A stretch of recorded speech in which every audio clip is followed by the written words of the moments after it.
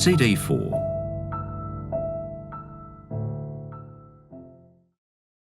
(9) The Belgravia. I've never been in a chain gang. Old Samuel reiterated this plea from his heart to the journalist. Don't let your readers think too badly of me. But even as he spoke the words, the old lag knew he was not telling the whole truth. Why, he could think of half a dozen times when he'd been chained by the wrists to a line of other convicts and paraded with every ignominy in prison clothes, the government's broad arrow on their backs, under armed guards through the streets, exposed to the taunts and, even worse, to the frightened whispers of the crowd as they marched from one railway station to another, Aylesbury to London, to Chatham, to Portland, and from the prison there, high on its cliff, down to the waiting belly of the transport ship Belgravia at her anchorage below. No, it wasn't a work gang. Sam never had to labour in irons, thank God. But they were troops of men in chains and manacles, nonetheless. And he still grieved at the humiliation of it, 3/4 of a century afterwards, still felt the old resentment flare like a match struck in the dark when he thought of Tommy Jones and the cause of it all. If I could have got hold of him. Quenching, for the moment, any kindling spark of gratitude for that hint about the oakum twig and his evidence at Sammy's trial.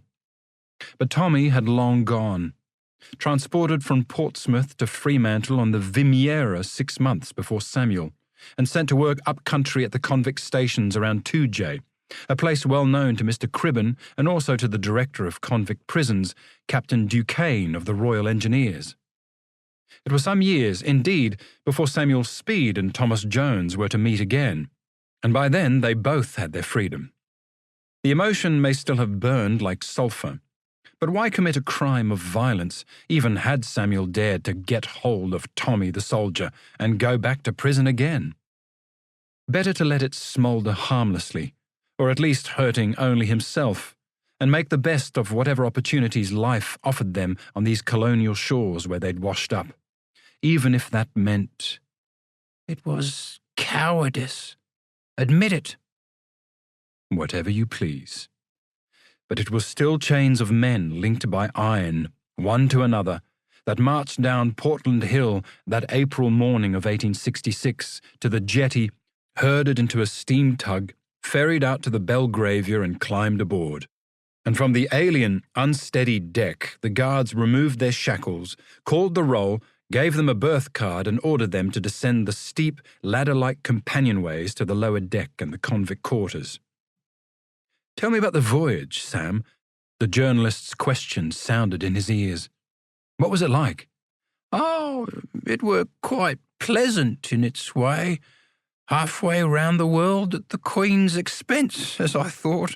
Enjoyable, you know, once you got used to it." But it was a strange, ambivalent habitation Sammy always found the convict ship. Like a prison in some ways, confined between floating walls on the ocean, yet in other ways unlike any other jail he'd known. To be sure, high railings of iron bars divided the decks from one side to the other, the gates between them locked and guarded to keep the prisoners forward from the captain, officers and civilians aft, like animals in a zoo. A barred cage, entered by another gate, surrounded the companionways to prevent any attempt at escape or insurrection that way.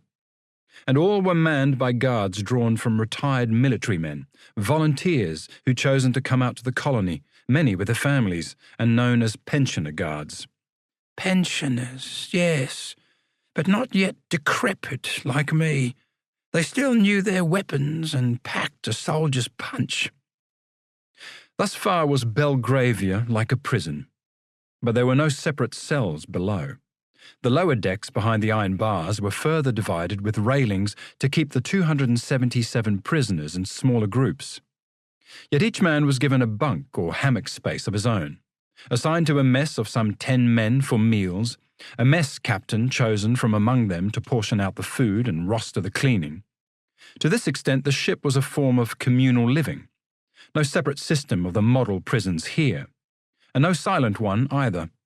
For while there were regulations in force regarding when to rise, eat, clean, go to school for prayers and instruction, take the air on the upper deck, and lights out, it was impossible to stop men so crowded together for weeks on a long voyage from talking to each other. Not loud talk, mind you, no yelling, no ribaldry, except murmured quietly among themselves, followed by dirty laughter when they spied a pensioner guard's wife on deck.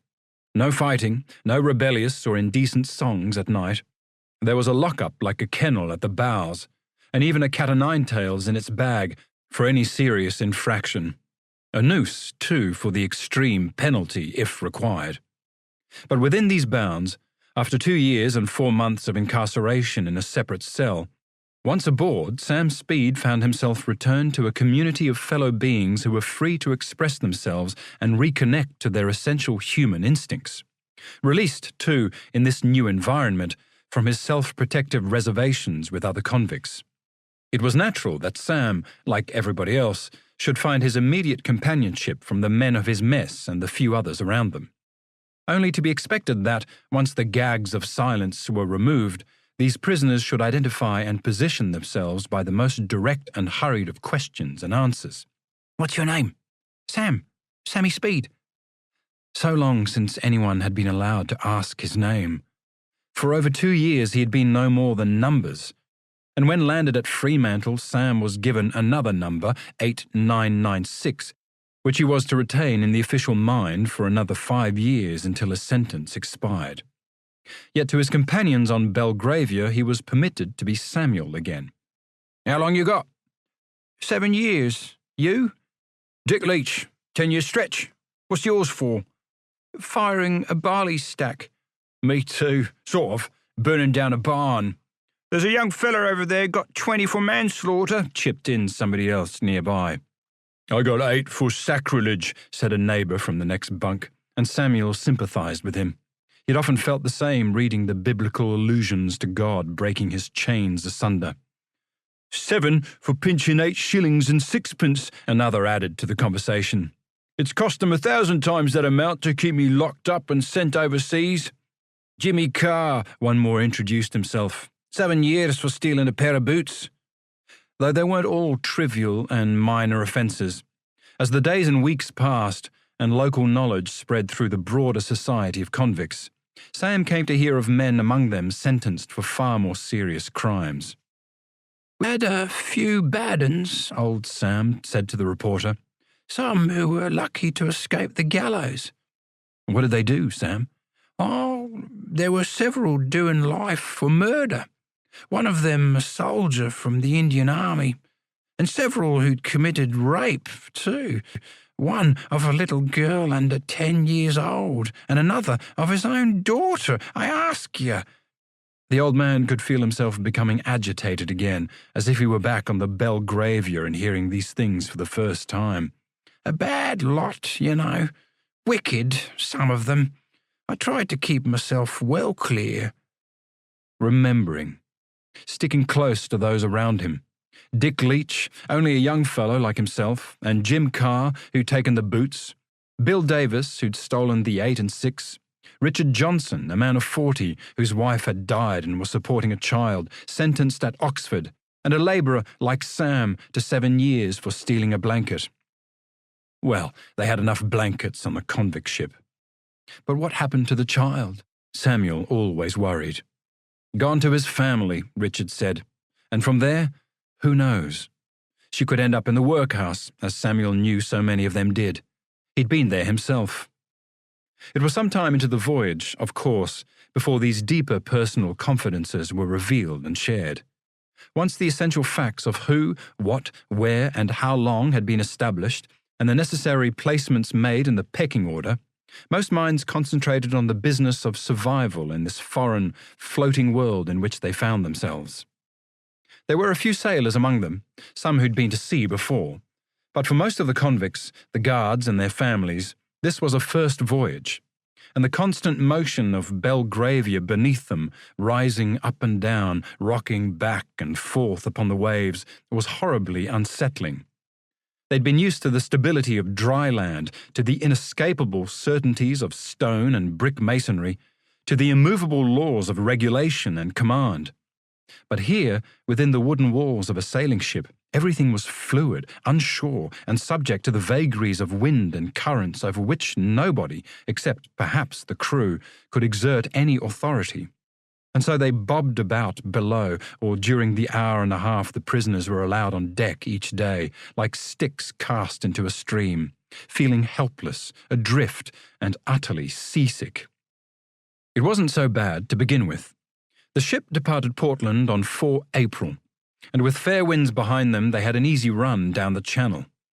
Some of the younger ones imagined they'd found their sea legs already, and were inclined to swagger about like seasoned salts. Sam, indeed, half imagining he was now at sea with Lord Nelson, began to boast to Dick Leach of his seafaring knowledge remembered from the maritime book at Chatham. "They're the top-gallant sails," craning his neck upwards. "On the upper yardarm, see?" "T'gallants," muttered a passing sailor, "and they be the royals." "And there are the ratlines," pointing to the rope ladders ascending from the sides of the ship. "Ratlins," the sailor murmured. "Lubber." Dick Leach laughed. Sam, discomfited, kept any further explanations to himself, though the two of them, confident in their sea legs, were happy enough to keep telling the older felons the nausea they felt was all in their minds. "There's nothing to it." Sam sought to encourage John Browning, the shoemaker from Exeter, who was there for sacrilege. "You just have to let your body roll with the movement of the ship." But Browning could not have cared less. "I'm not rolling nowhere, sonny. It ain't natural." At 47, John was one of the older convicts aboard. He had lived long enough to know that the proper state of things was feeling a solid Mother Earth beneath his feet. Thus, he lay on his bunk, stomach churning as each wave lifted them up and dropped them down the other side, grieving for the wife and 3 children he was leaving in penury, and calling on the God he'd insulted to help him and his family and every soul aboard this swirling tub. Not until they passed the Scilly Islands and headed into the Atlantic did Samuel and his fellow swaggerers realize that their newfound sea legs were themselves an illusion. The wind shifted, and spring gales blew strong from the north. The billows turned into water mountains. The crew scurried aloft under Captain Jackson's orders to shorten sail and let Belgravia run before the tempest. But the lubbers battened down below turned to jelly, bond and free alike, as the pitching vessel climbed the foaming peaks and plunged into the abyss below. Down any moment, it seemed, to the drowned embrace of Davy Jones in his locker. And what if they were to founder? On the convict deck, the fear they'd be left to drown behind bars with no chance of escape added not a little to the terrors of the storm. Men and women clung to whatever they could for support, to their bunks, to ropes, to the oak bulkheads, as everything not screwed down skidded from one side of the ship to the other. Tables, stools, crockery, little knickknacks with which the women passengers sought to pretty their cabins were hurled about and smashed, and the convicts, who had no possessions to speak of, even grabbed the iron bars of their cages for protection and safety in this sundering deep. Samuel was among them, pretending, with his young companions, they could weather any storm by holding the uprights. But when Jim Carr first began to turn green, and Dick Leach followed by being sick all over his feet, it became too much. Sammy paled and quivered, lost his grip and any sense of balance, and, slipping to his knees, vomited onto the heaving deck. "Oh, Jesus!" And he kept on retching in this contagion of seasickness even after there was nothing left to bring up, calling, like John Browning, on the Almighty he'd so thoroughly rejected in prison to save him, and wishing only that he might die now. But people generally do not die of mal de mer, as the ladies above politely called it. For Samuel came to discover that, once they crawl to their bunks, they can only lie there and suffer for days on end, sipping small mouthfuls of water brought to them by those of their fellows who are still mobile, unable to keep down any food, clothed in their own filth despite the daily swabbing of the deck, hovering in a semi-conscious place where night and day are one and lacking any sense of gravity, where even Oxford Castle may come to seem preferable.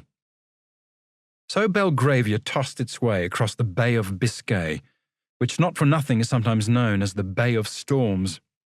The medical superintendent, Dr. William Smith, making his third voyage, was too busy attending to the civilian passengers to spare very much time for the convicts of whom he was nominally in charge. On the whole, it was left to the crew, the guards, and any prisoners who were capable to clean the mess, serve what food was able to be eaten, and maintain order until such time as the weather improved and normal routine resumed.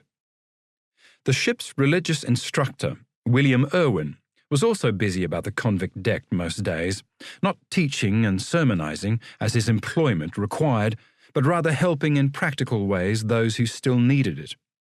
Feeding bowls of warm gruel to the sick, sponging brows, reassuring those who lay wrapped like corpses in their blankets that they would get better, and advising others who felt well enough to go on deck, when permitted as the storm began to blow itself out, to keep their eyes fixed on the horizon as it didn't move.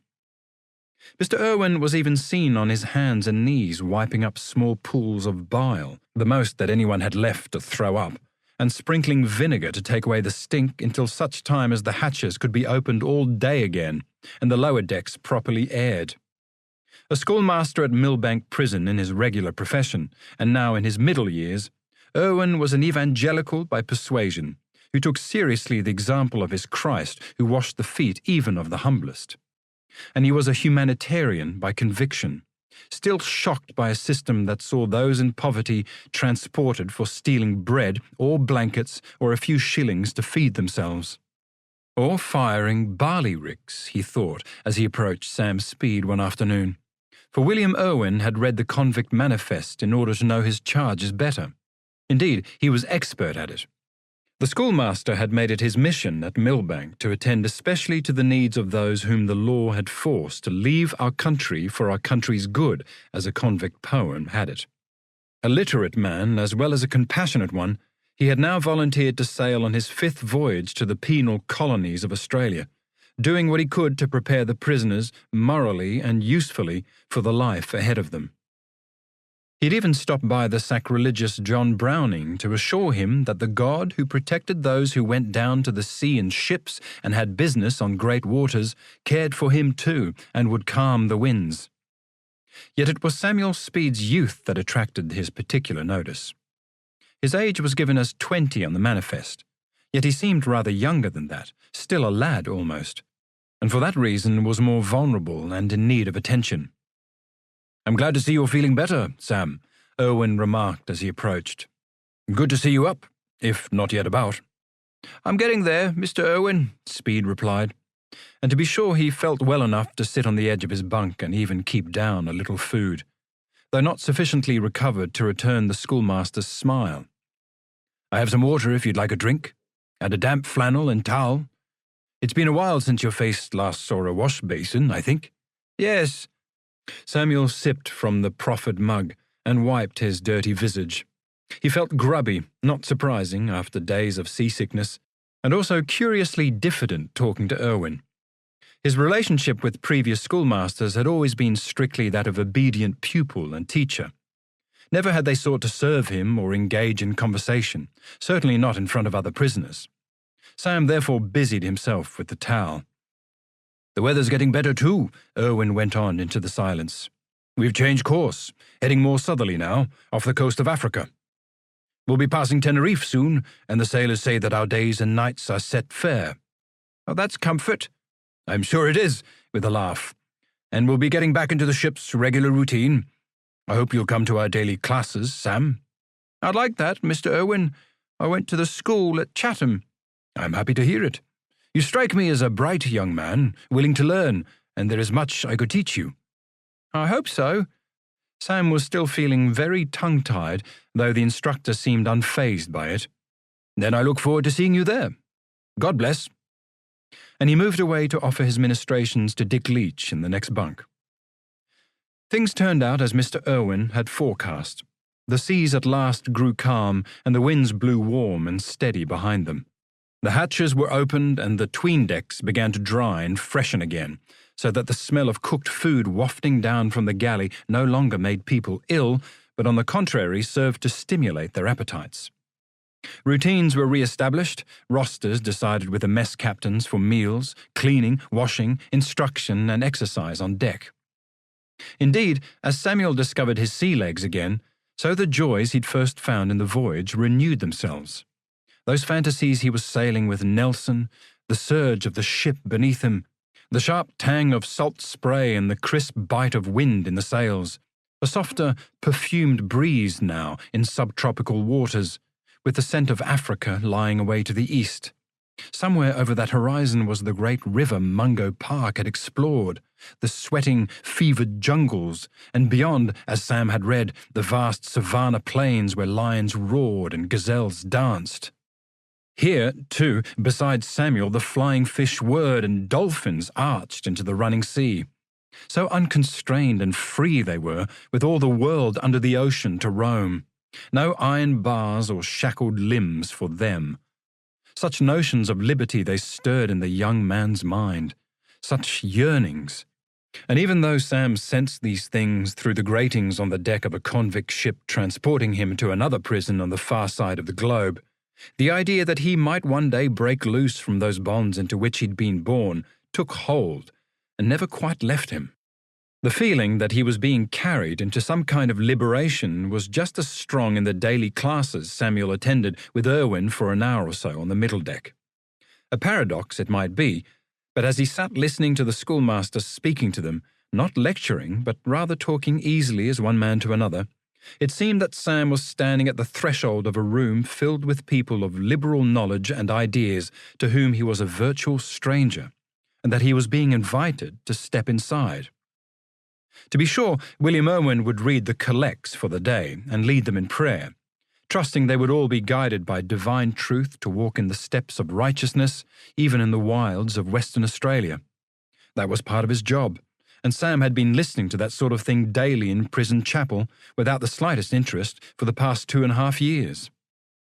It was when Irwin began talking about the places they were passing that he found himself starting to listen, of how, apparently, the little birds that were native to the Kerry Islands were naturally a kind of grey-green colour, that it was only a disease that turned their feathers yellow.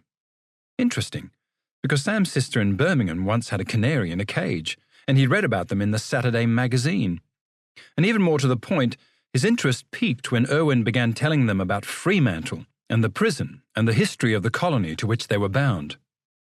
Portuguese and Dutch navigators, together with the English buccaneer William Dampier, had been the first Europeans to explore the West Australian coast 200 years ago, Mr. Irwin told them. Buccaneer? Samuel wondered out loud. He didn't know the word. A privateer, Sam. A sort of good pirate. He was on our side, with a wry smile. Oh, was that possible? Talk of a good criminal? On a convict ship? But Sam sensibly kept these speculations to himself. Irwin pressed on. It wasn't until 1827 that the western third of the Australian continent was claimed for King George, and a small convict settlement was established at Albany in the south. 2 years later, Captain Stirling founded the Swan River colony of free men and women, with the main township upriver at a place they called Perth and the port at Fremantle on the river mouth. Yet they'd struggled to survive in a harsh country, lacking both labour and sufficient capital. And as Britain was ending transportation to New South Wales and Van Diemen's Land in the late 1840s, so the people agitated to have a penal colony established in the West, with a fresh influx of British government money and a cheap convict workforce. The first ship carrying our people, our erring sons of the mother country, arrived at Fremantle in 1850, the schoolmaster continued. All sons, no daughters, for women have never been transported to Western Australia, and they were mostly for minor offences to begin with, because there was no really secure place to put them. Not until the new jail was completed some years later were people convicted of more serious things included among us. We have some today. But you know, the colony offers boundless possibilities to those who can put the past behind them, turn their lives around, trust God, and are prepared to work hard. What sort of possibilities? Samuel wondered again. At first, while still serving their sentences, our people labour on public works. Road building, generally, and it's certainly needed. On my last trip, I had to travel 12 miles from Fremantle to Perth over the worst roads I've ever seen. I spend more time out of the carriage than in it, helping to drag the wheels out of the very deep ruts. And they're building a new bridge over the river at Fremantle, so I suppose some of us will be working on that." Samuel considered there might be opportunities there for him. "But once they give you a ticket of leave after a year or two, sometimes sooner depending on good behaviour, it means you can work for wages for private people in specified parts of the colony. Of course, you're still under sentence and can't go anywhere else. But for those skilled at the work, copper and lead mining is very well paid to the north around Geraldton, and timber cutting down south in the Vassar. And so are the building trades in a young colony.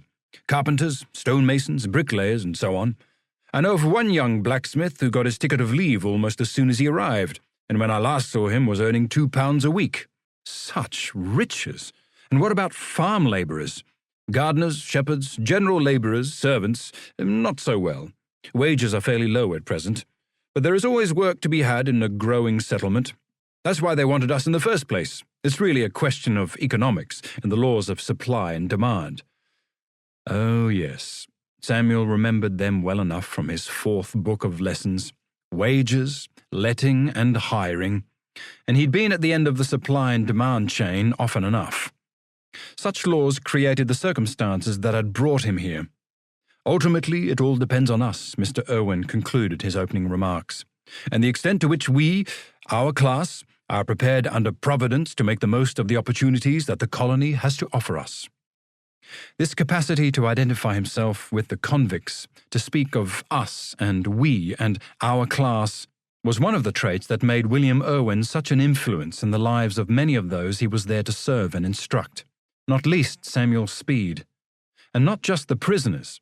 Some of the crew, and even off-duty pensioner guards, would attend his lessons as well, and the shared experience helped create a certain fellow feeling between them, that in many cases lasted long after they'd landed and the old hierarchies were restored.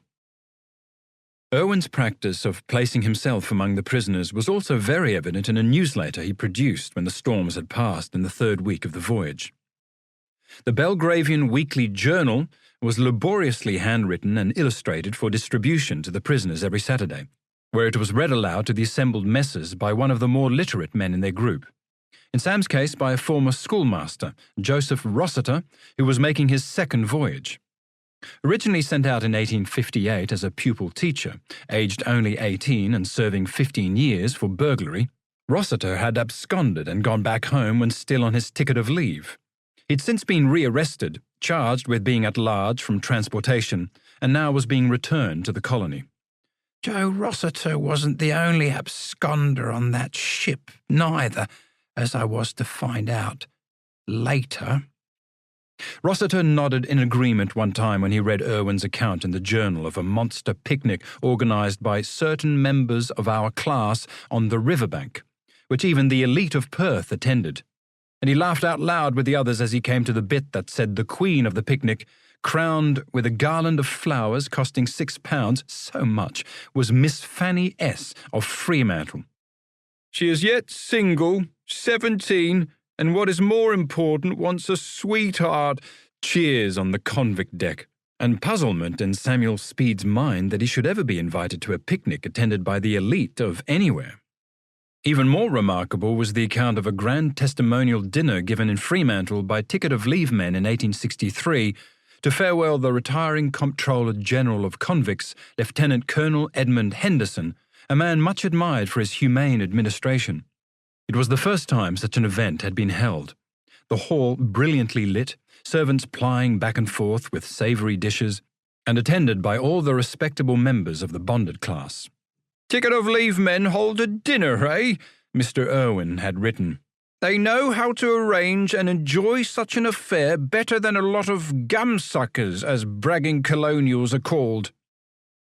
And a few days later the ticket men erected an arch at the pier and assembled at either side, cheering and shaking hands as Colonel and Mrs. Henderson passed beneath it on their way to the boats. The free gum-sucking citizens stood by speechless at such a display of cordiality to former convicts. "The officials belonging to the Colonel's staff were raging with anger, and I do not doubt if they had it in their power they would have locked us up."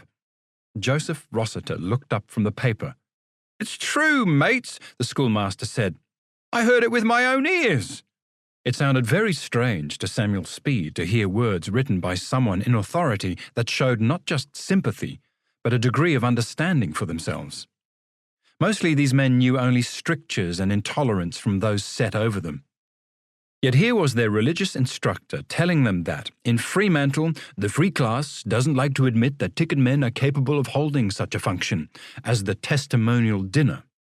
Or of Mrs. Henderson turning aside to weep when she saw the farewell arch as a last token of regard she or her husband would receive in Western Australia for their many kindnesses. If the colony could produce such people as these, then perhaps transportation might be worth it in the end. The possibilities of a better life did seem to exist there, and Sam began to look forward to his journey's end with a certain hopeful expectation. He listened intently as Rossiter read the journal's descriptions of Fremantle, the plentiful crayfish, swimming at the beach, hot days and afternoon breezes, pleasant walks along the cliffs, and moonlight shining over the ocean and offshore islands. It even inspired poetry, and Samuel found himself strangely stirred by the words as Joe declaimed them in his best schoolroom style. The soft, creeping shades of the evening stole o'er me, and brightly shot downward the beautiful star. After which he told his audience he didn't think much of it as a verse, though Samuel, who had read extracts of many poems in the Saturday magazine without ever once hearing them spoken out loud, thought it sounded splendid. Some things were less pleasant, such as the sketches of the old round tower on the hill, used as a jail and place of execution until the new and larger prison had been built from the local white limestone. The establishment, Mr. Irwin called it in his journal, complete with all ancillary buildings for the pensioner guards and administration designed along lines of the best model prisons at home. Samuel had an intimate knowledge of such places, and didn't share the schoolmaster's enthusiasm for them. He wondered, in fact, if such model instruments as the crank and treadwheel had also been imported from home. Joe Rossiter didn't seem to think so, unless they'd arrived after his sudden, illegal departure, but working the water pumps and stone-breaking with heavy hammers was certainly on the agenda.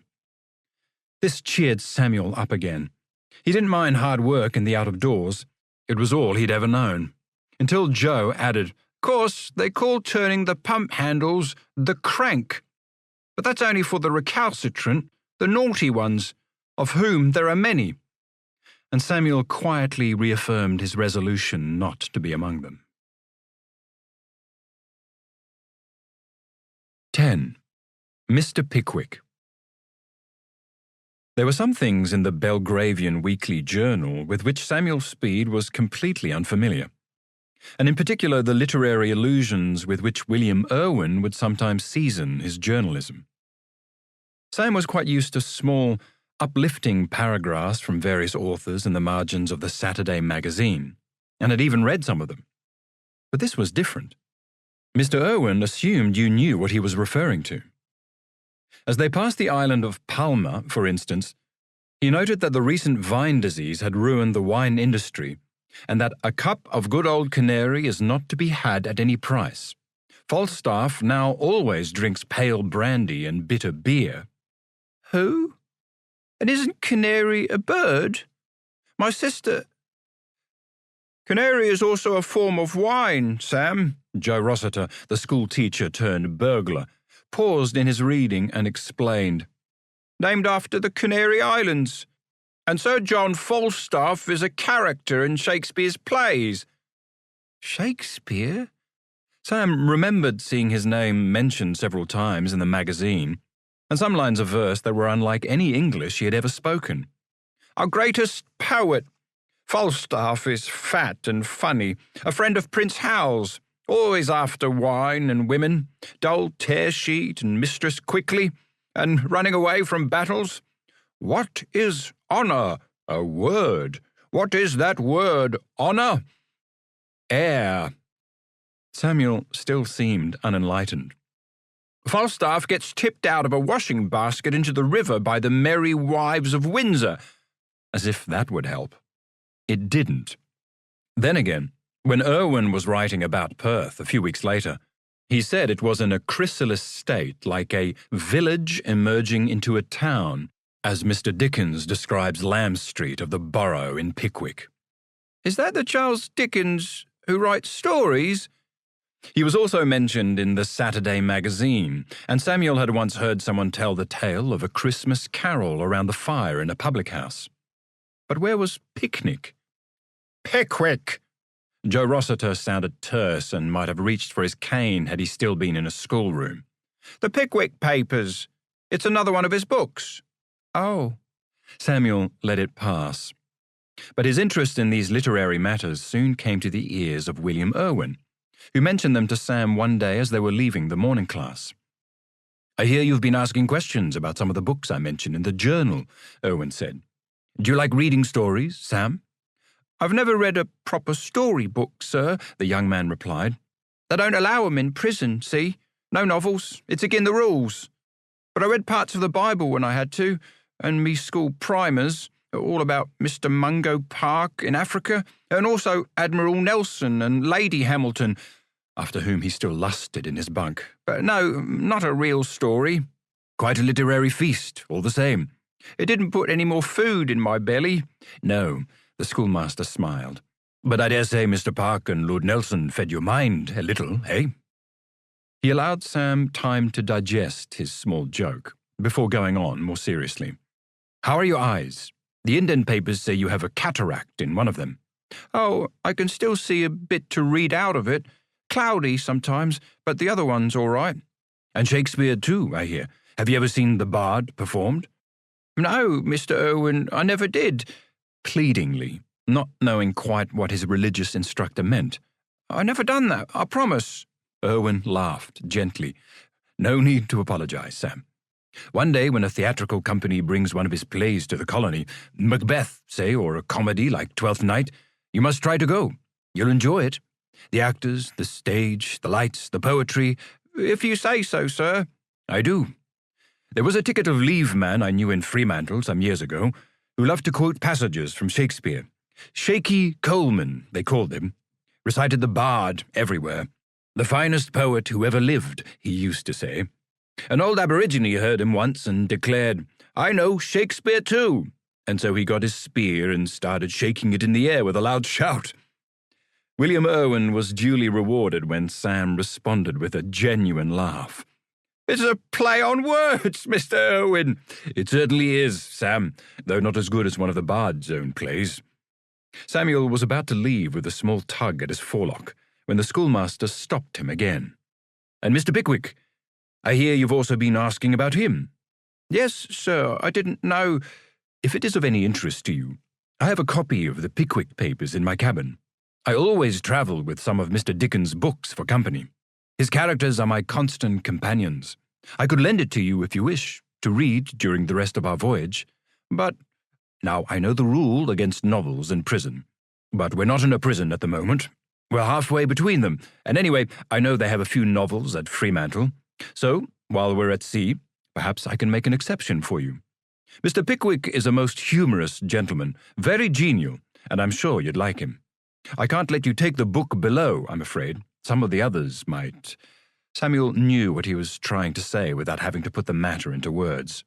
Jealousies grew very quickly among so many people confined in a small place, especially if one was shown any hint of favoritism. "But you could read it up here during our daily classes. I could help you with any difficult words. Or Mr. Rossiter, of course."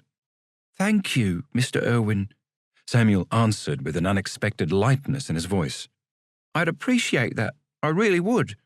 And he meant what he said. Irwin's unprompted kindness towards him was the first he had known since the man had given him and Tommy that halfpenny on the road outside Woodstock going on 3 years ago. And look what that had led to. Or Tommy agreeing to say that Sam hadn't lit the barley stack, though neither the judge nor jury believed him. But this offer by the teacher to lend him a book, his first real adult novel, had nothing to do with Sam's physical survival, with the need to eat or avoid going to prison. Rather, it was concerned with... He found it very difficult to express in words But deep down, Sam sensed it had everything to do with the life of the mind and its nourishment, just as Mr. Irwin suggested Mungo Park's book had fed his intellect. And in his gratitude, it seemed as if he were no longer merely standing at the door of this room full of educated people, but that Irwin had taken him by the hand and was leading Samuel inside to introduce him to some of them. "Thank you very much, sir." "It's a pleasure, Sam. I'll bring Mr. Pickwick with me tomorrow." And so he did. The first half hour of Mr. Irwin's sessions was always taken up with the daily prayers, Bible readings, and his own short talks to the class about the history and prospects of the colony to which they were heading, together with a few moral exhortations to walk with God in their hearts. Love God and love one another. They are the greatest of the commandments, the religious instructor sought to remind them. And to be sure, while love was generally in pretty short supply on board a convict ship, Mr. Irwin always strived by example to show what it meant to love thy neighbour as thyself. After this homily, the gathering broke up into smaller groups, during which Irwin and some of the more literate among them would help the others with their reading and writing, going over the small primers and storybooks in the collection, or scratching the letters with unskilled hands on slates. Sam had often been asked to help these monitors, but lacking the confidence of his own abilities, had always declined, preferring to sit with the more advanced men reading longer passages from approved texts, taking dictation or instruction on how to write letters and address envelopes. As the class began to break up into these separate sessions on the day after his conversation about Mr. Pickwick, Irwin drew Samuel aside and placed the book in his hands. "Spend the next hour with it," he said, "and see how you like it. The first chapter's a bit dry, setting the scene. It reads like the minutes of a meeting, which is what it is, a meeting of the Pickwick Club. You might want to skip some of it, but give it a go anyway. Essentially, it's about how Mr. Pickwick, with his friends Tupman, Snodgrass, and Winkle, such names, decide to leave London and go on expeditions into the countryside. The people they meet and the adventures they have. After that, I think the stories in Mr. Dickens' comic writing will draw you in." Samuel took the book to a seat where the light was better through the hatchway and opened it. He handled the volume like a precious object, caressing the smooth brown leather of the binding, his eyes lingering on the gold lettering of the title. He'd rarely, if ever, held such a beautiful thing as this before. The books he'd known at Chatham Hall had been worn and dog-eared from so much use, but here the pages still felt crisp to turn, and the type sat nice and clean on the paper, like the illustrations by Fizz, inviting you to read and enjoy their company. As indeed William Irwin had often done, for the leaves, as Samuel turned them, were carefully cut and much loved. He smiled at the first page.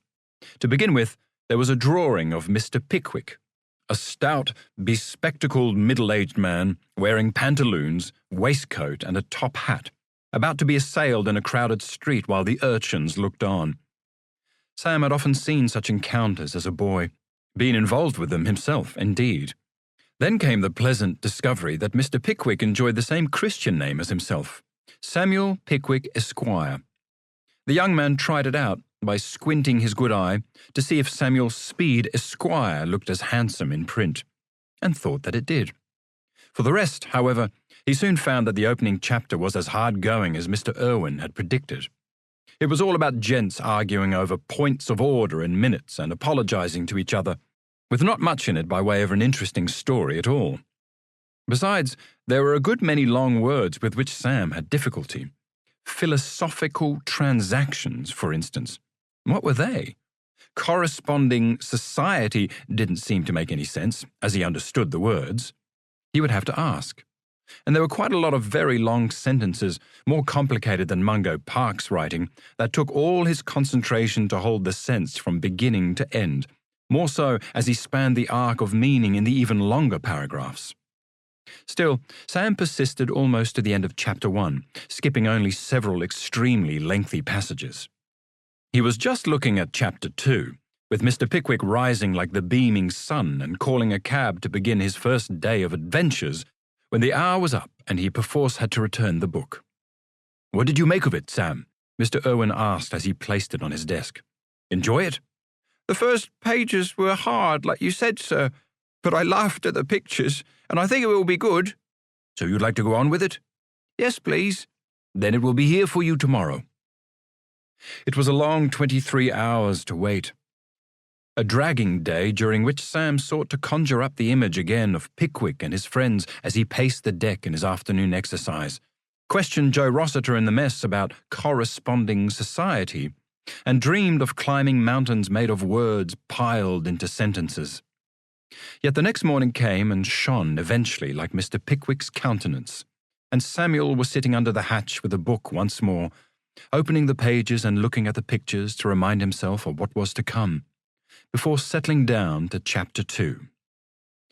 The Belgravia rocked gently beneath him, as it bore steadily southward into that zone Mr. Irwin called the doldrums in his chat that day, where ships often got becalmed. Yet Sam Speed was feeling anything but lethargic as he read of Pickwick asking the cabman about his horse, how old it was and what it ate and how often it was stabled, and writing the answers down in his notebook for a report to his club. And of the cabman, when they reached the coaching inn, jumping down, accusing Pickwick of being an informer and punching him on the nose. Yes, and in front of the gathering crowd, knocking down, too, the poetic Mr. Snodgrass, the sporting Mr. Winkle, and the romantic Mr. Tupman, who had rushed to help their friend. What fun that was! Here was a book that made Sam want to laugh out loud. A story in which people talked to each other, thought things and had feelings as they do in real life, quite unlike anything he'd read in the Saturday magazine. And although Mr. Pickwick and his friends belonged to a social class way above Samuel Speed, Esquire, they moved in an active world of people with whom Sam was all too familiar. Thus, after they'd been knocked down by the cabman, he smiled broadly to himself with the arrival of a tall, rapid-speaking, rather threadbare young man, named Alfred Jingle, who came to their rescue, and winked to himself as well. Sam had been on the road long enough to know a confidence trickster when he met one, and thought immediately of his own persuasive Tommy Jones. The wink was followed soon afterwards by a swear word, for the coach to Rochester had just been announced when the session came to an end. Reminding himself to ask Joe Rossiter what was meant by the expression jaunty impudence, Sam returned the book and left with the others under guard to spend a further day and night in a state of keenest anticipation for the next installment. So the weeks passed, through May and into June. The wind held, even sailing through the doldrums, and once Belgravia picked up the trades again, she was logging well over 1,000 miles between each issue of the journal. Excellent time, Mr. Irwin observed, speaking from the experience of 5 such voyages. They crossed the line in mid-May, though there was no visit by King Neptune to the prisoners, even if the civilian passengers were indulged with some sport, and by the end of the month the ship had passed the latitude of Cape Town. Each day now was reckoned as taking them not so much further from home, but rather closer to their destination. This prison within a prison, as Mr. Irwin wrote in his weekly newspaper, referring to the trackless desert wastes that lay to the north and east of the settled parts of Western Australia. Only one Englishman, Mr. Eyre, now the governor of Jamaica, had crossed it from Adelaide with an Aboriginal companion, the others having been killed. Something, indeed, for the convicts to look forward to, though the example of Joe Rossiter was living proof that all hope of escape was not entirely lost. Certainly, he'd been recaptured and was on his way back to the penal colony, but that didn't mean the next man would be. Actually, it did, but I'll tell you that story later. Every day, too, Sam Speed was drawn deeper into the adventures of Pickwick and Company, a couple of pages at a time to begin with, but gradually increasing as he grew into it. The ball at Rochester, where the oily Alfred Jingle impersonated Mr. Winkle in his blue coat, courted a lady, outraged her escort, was challenged to a duel, and Mr. Winkle only saved from a bullet when Dr. Slammer of the regiment recognized him as not the man who'd insulted him. Apologies and invitations to a military review, where the Pickwickians became unfortunately embroiled in the manoeuvres. Then to visit a Mr. Wardle at his house in Dingley Dell. They arrived at last, after a bolted horse and an upset chaise, to meet Mr. Wardle's two pretty daughters, his rather plain unmarried sister, Miss Wardle, and a fat servant boy called Joe who kept falling asleep. These ladies and gents were not people of Sam's world, though he had seen their sort often enough in the street and glimpsed them through the lighted windows of their houses. He'd worked for enough yeoman farmers in his time, and the pensioner guards on the convict ship might well once have marched with Dr. Slammer's regiment. So that Sam's laughter was not just a matter of mocking his betters, but softened a little as he began to recognize their human follies and frailties in everybody. Even himself, to be honest, in the laziness of Joe sometimes to his employer. Each morning a little bit more, and the afternoon to tell Dick Leach or Jim Carr of what he'd read, though mostly they were not much interested, preferring to watch the sailors fishing over the side, or the albatrosses swooping around the mastheads.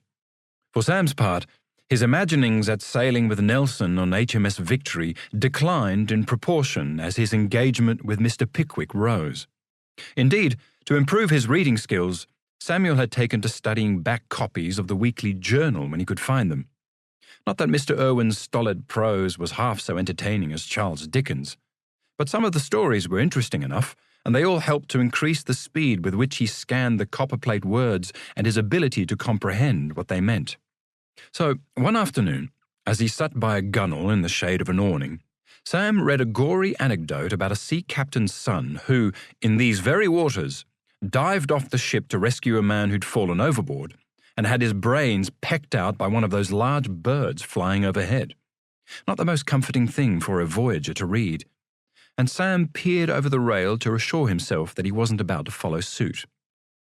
Not that death was ever far away. Two of the prisoners, William Hamilton and Michael Egan, both died of disease during the voyage, with Mr. Irwin intoning the prayers as their bodies were committed over the side of the ship to the deep, and drawing the appropriate moral lesson that it was but a short step from life to eternity in his talks and weekly episodes of his journal. Then again, there was a long story in 2 parts about a boy called Harum Scarum, who stole his mother's wedding ring set with a diamond, was thrashed by his father, and ran away to join a travelling conjurer. He then went to Newcastle, was falsely accused of stealing from a jewellery shop, and sentenced to prison for 7 years. Happily, however, the chaplain put an advertisement in the papers, found the boy's parents who had moved to London, and they not only forgave their son, but put his case before the Secretary of State. It was all very salutary, and a whole lot of tosh. Things didn't happen like that in real life, as Sam knew, and as the author of this nonsense was also well aware. It was signed by Lawrence Crawley, and Crawley was with them on the convict deck, sent out on a 10-year sentence for stealing clothes to the value of 28 shillings. Secretary of State? Hogwash! It was just wishful thinking. Crawley's literary style was severely criticised by readers such as Joe Rossiter, who wrote frequent letters of complaint about spelling and grammar to the journal under such pen names as Snap and Iota. Should words like honour and labour have a U in them or not? And is it more correct to say that tomorrow is Sunday, or tomorrow will be Sunday? These were literary questions to which Samuel Speed had not given a moment's thought in his life. But thanks to Charles Dickens, he now found himself interested in them.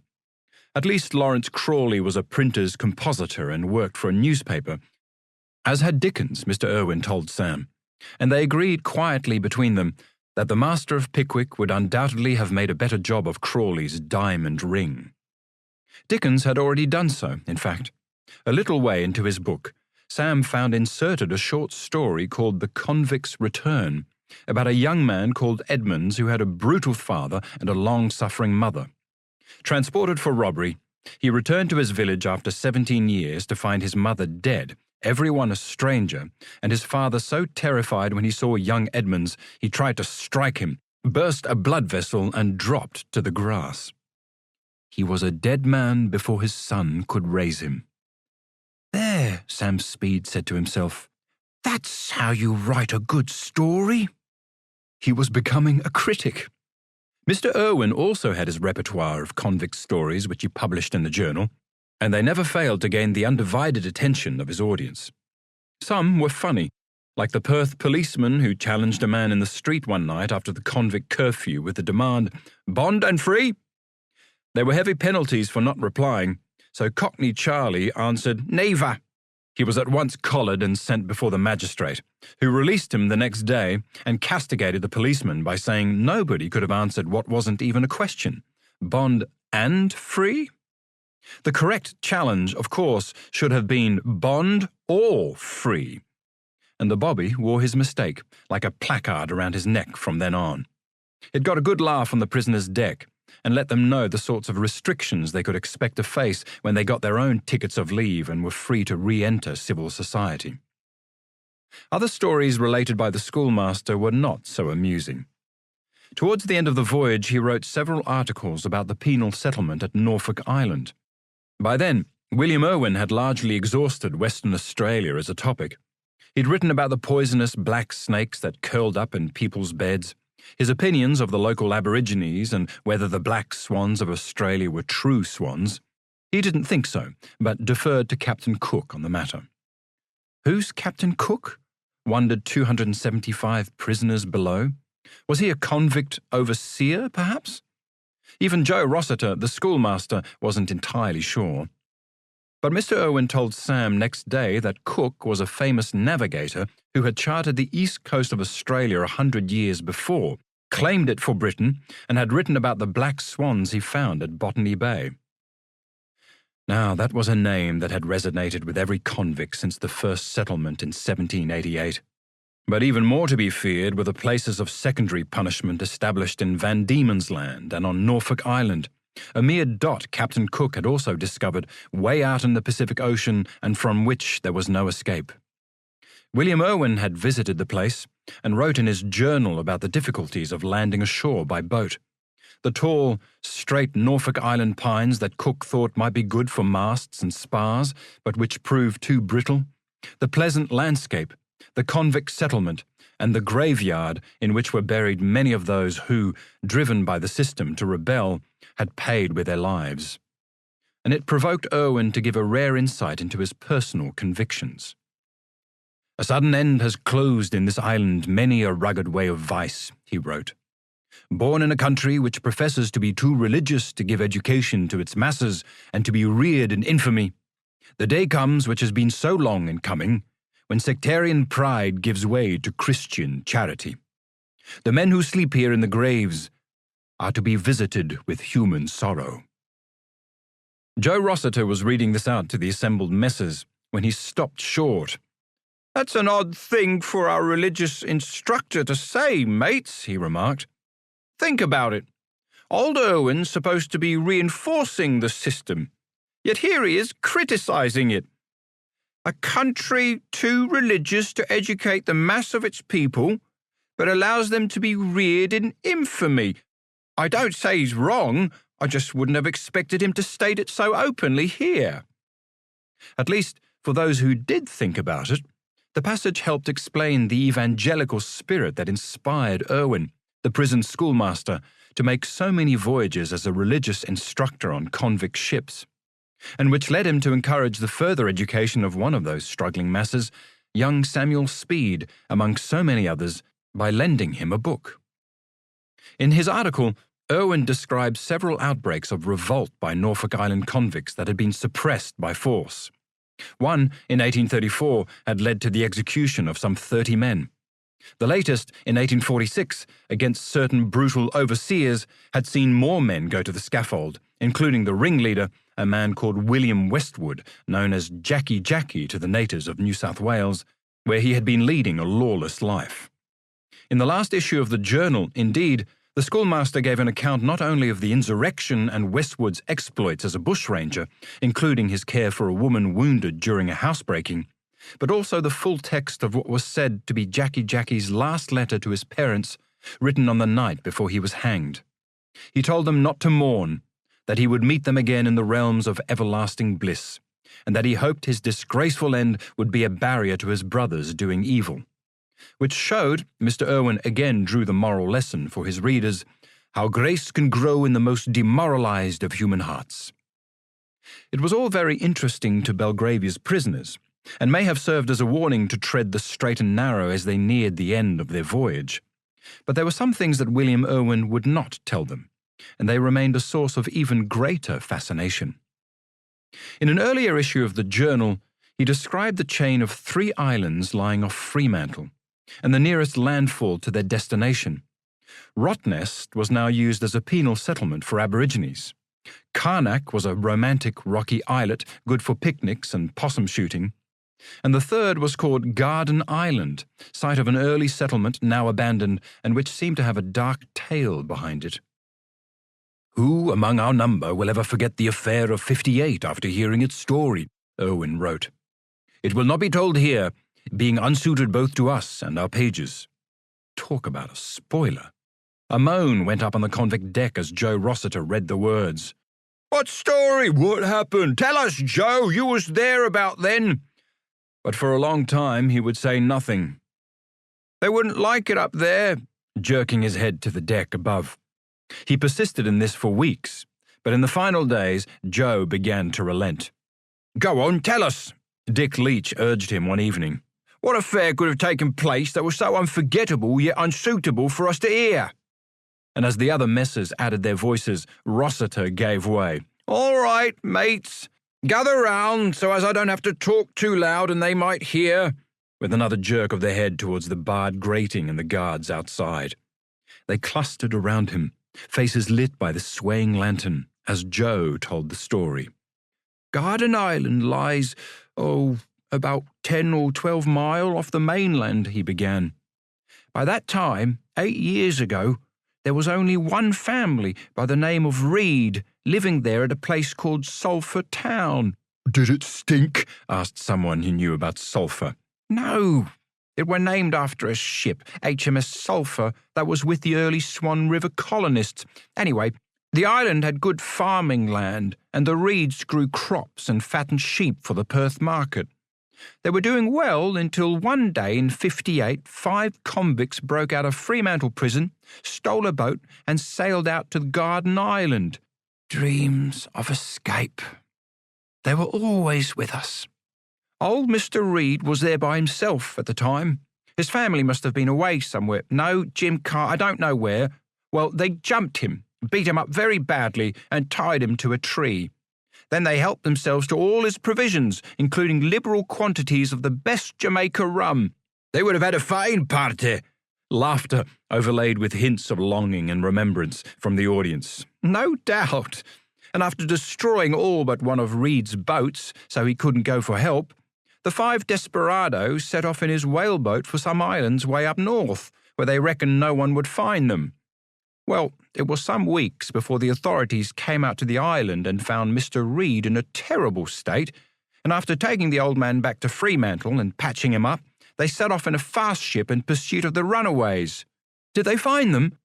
"Yes, Sammy, they did, and brought them back, sent them to Van Diemen's Land, where I dare say they ended up at Port Arthur or Macquarie Harbour or somewhere dreadful like that. Still there, so far as I know." Breaths were audibly drawn in as Joe's listeners reflected on all the tales they'd heard of the savagery carried out by the screws at such places, every bit as bad as Norfolk Island. "Funny thing is," Rossiter concluded his own story, "of the 5 convicts that set out, only 4 were ever found. They reckon the 5th had died, but nobody knows how." "Oh, yes, they do." Ancient Sam Speed stretched his thin shanks under the blankets on his bed at the old man's home and sought to make himself more comfortable. His bones ached, for he travelled such a long way in these past few minutes. In memory, he was still aboard the Belgravia, hearing Joe Rossiter spin his yarn and remembering his own first glimpse of the islands after they landed at Fremantle in early July of 1866. "I went out there once," he remarked to the journalist sitting beside him with pencil and notebook. "Where, Sam?" Joshua Cribben asked. He could see this interview was going nowhere. The old bloke kept lapsing into silence, as if he couldn't remember anything. "You haven't said?" "To Garden Island, Sulphur Town. Nobody goes there now except to shoot a few pigeons and rabbits." No. For poor Mr. Reed was so shaken by his experience that he never went back to the island with his family. They stayed in Fremantle, so it was said, living in very reduced circumstances. And as for the convicts, 2 of them did come back to the West after they'd endured their punishments, where a story emerged they had actually become cannibals during their escape in the whaleboat. Running out of supplies, they'd drawn lots to kill and eat one of their number. The 5th convict was dead, all right. And it was said that one of those who returned from Van Diemen's Land had done the deed with a boat hook. But nothing too grim for the newspaper, Mr. Rust had said. So old Samuel looked at Mr. Cribben through his one watery eye and smiled. Whatever stories you hear, the officers were pretty good to us on the Belgravia. They were, and we had plenty of food. It was the plum duff served on Sundays of which he was thinking, and the schoolmaster William Irwin who had lent him Mr. Pickwick and helped to turn Sam Speed into a reader. "How did you go with it?" he'd asked as Speed handed back the precious volume on that last day before they landed. "I didn't get anywhere near finishing, sir. I read about Mr. Tupman courting old Mr. Wardle's sister until her affections were stolen by that slimy Alfred Jingle, and how he borrowed £10 from Mr. Pickwick and ran off with the lady to London. And Pickwick chased him there looking for his money and the lady, but Jingle gave him the slip, and he found the boot boy Sam Vella instead. I could take to him, Mr. Irwin, very amusing, as the funny bones said to the tickler. Same name as mine and Mr. Pickwick, who had just taken him on as a servant and general lookout, but that's as far as I got." "I can see how much you've enjoyed it, Sam, how deeply you've entered into the spirit of the book. I told you once that the characters in these stories are among my closest companions, and they could become yours as well." "I don't see how." "They'll always be waiting for you when you next pick up a copy of Pickwick. And the others, Oliver Twist, David Copperfield, so many intimate friends, always to hand. But I know they have a library in the establishment at Fremantle, and while there are a few novels, as I told you, I don't know whether Pickwick is among them. I'll ask the chaplain. But when you get your ticket and can work for yourself outside, join the Working Men's Association. They have libraries with books you can read and even borrow." "I didn't know that." "Yes. They also have mechanics institutes in some places, but unfortunately they're not open to ticket-of-leave men, not considered acceptable." "What about when we have our freedom again?" "Not even then, I'm afraid. It's all that sectarian pride once more," much as Samuel would have expected him to say. "But never mind. I'm sure that somewhere in the association libraries you'll find your new friends again, whatever else happens to you in life here. Sam Vella, Mr. Pickwick, remember that. And remember, too, that God loves you, Sam, and will always be there for you as well." They said their farewells. It was the last time they really spoke together, though William Irwin's humanity, and eventually his faith, was to influence Sam Speed for the rest of his life. The schoolmaster was certainly there on the convict deck the next day as Belgravia came to her anchorage off Fremantle. There was much noise and jostle outside, lowering the anchors fore and aft in gauge roads and making the ship fast. Many orders were shouted and soothing words uttered as the boats came alongside, and the civilian women and children were encouraged down the gangway to safety and rowed ashore. The guards and warders resumed their official selves, for they'd become rather relaxed during the voyage, as passengers always do. Now, as they began marshalling the prisoners below, Irwin moved among the men, offering words of comfort and wisdom. "It all depends on yourselves now, whether the future is for better or worse," he said. "Don't pursue the phantom of dishonest gain, I urge you, but eat the sweet bread of honest industry," much as he'd written in his journal. "If you'd seen, as I have, the contrast between the prosperous careers of those who are always up and doing and the deathbeds of utter misery that await those who follow evil courses, you'd always choose the good part that cannot be taken away from you." But his appeals were largely lost in the confusion of bells and orders, anticipation, fear, hope, curiosity, and uncertainty. The civilians all ashore, the warders prepared to land their prisoners, and it was done by the same method with which they'd embarked, up the companionways in small groups at a time to the deck, where it was their turn to climb unsteadily down the gangway with untrained limbs into the boats, and be rowed through the spangled play of light on water to the jetty. It was the same jetty along which Comptroller General Henderson and his wife had walked beneath a triumphal arch to the applause of the ticket men 3 years ago. But these were now convict men in prison garb, manacled one to another for security, and forced to march through the streets of Fremantle to the white limestone fastness of the prison, surrounded by armed pensioner guards. Another chain gang, though Samuel Speed kept that to himself. Again.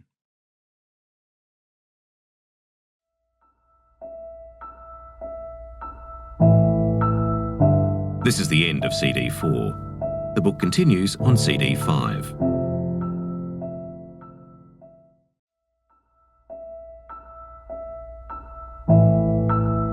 CD 5.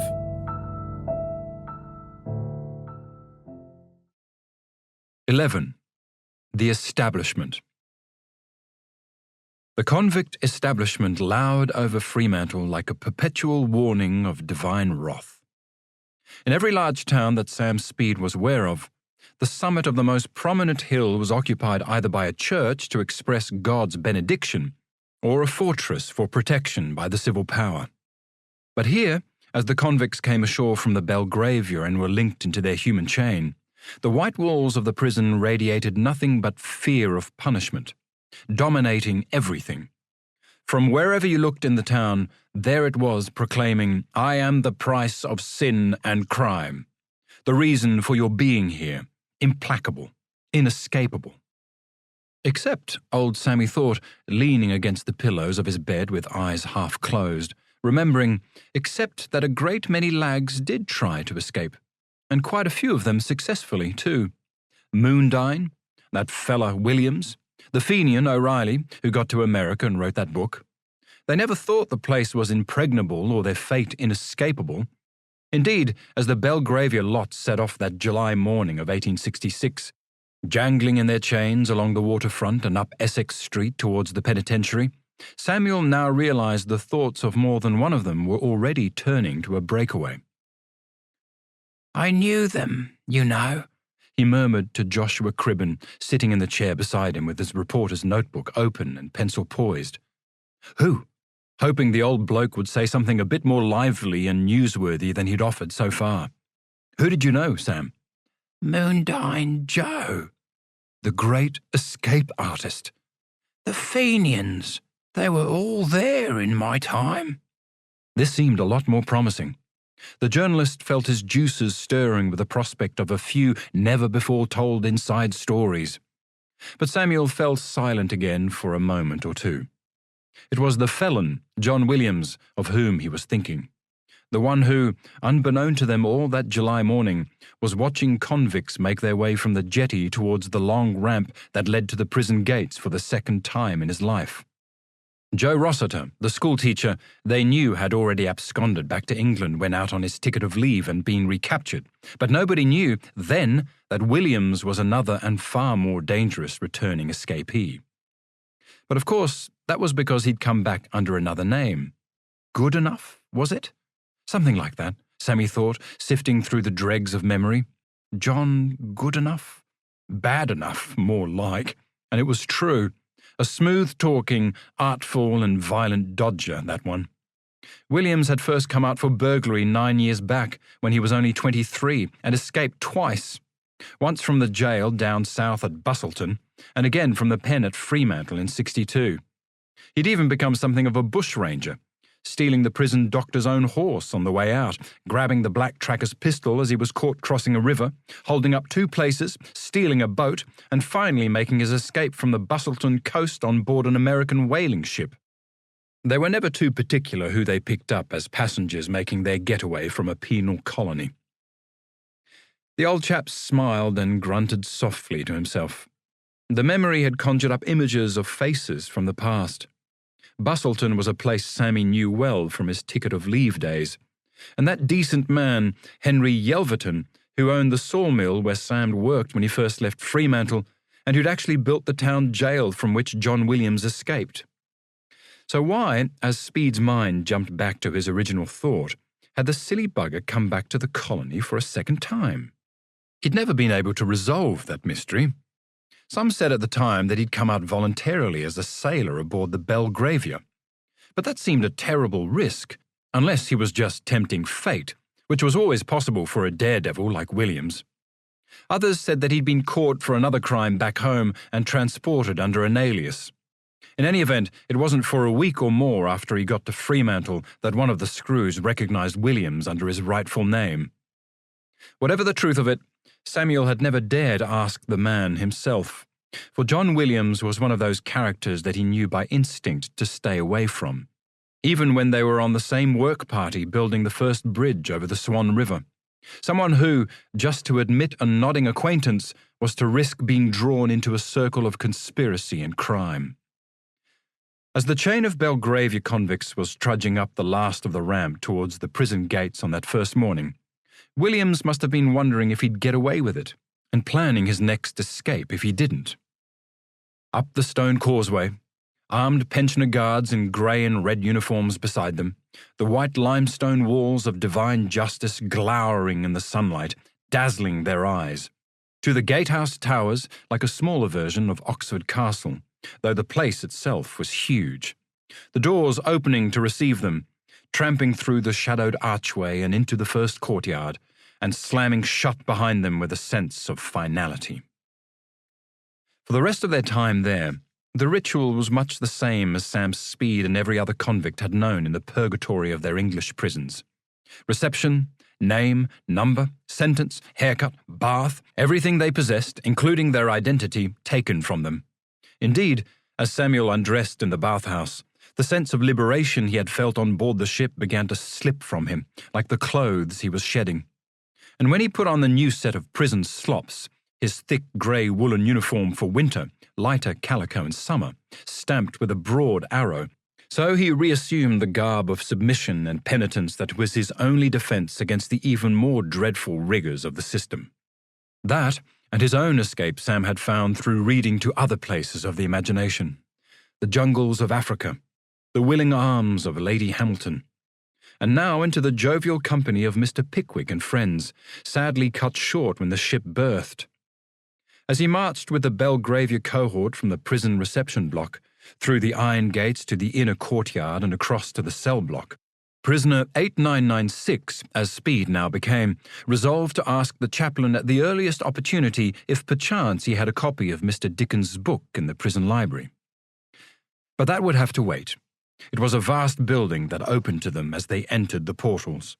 Designed in the form of a truncated T and opened only 11 years before, the extended wings had room enough to accommodate something like 1,000 convicts, though they were rarely full these days. Crammed in the prisoners were, all the same, in cells measuring only 7 feet by 4, rising in 4 galleried stories along the lines of every other model prison Sam had known. Such tiny cubicles. You could touch the walls with arms stretched out. A hammock to sling from hooks on one side, a small, collapsible table on the other upon which to eat or read in those blessed few hours at night before lamps out, a bucket for sewage and another for water beneath the small, barred window, through which a patch of West Australian light filtered into the cell. A solid wooden door, strengthened with corrugated iron, a bolt, lock, and peephole to retain the heat, cold, and misery. And the window at best could only be opened a few inches to let in the flies, mosquitoes, and, if you were lucky and the cell faced the sea, a few draughts of the late afternoon sea breeze known as the Fremantle Doctor. The only other relief in all of this was the fact that you had to spend just half your time in the cells.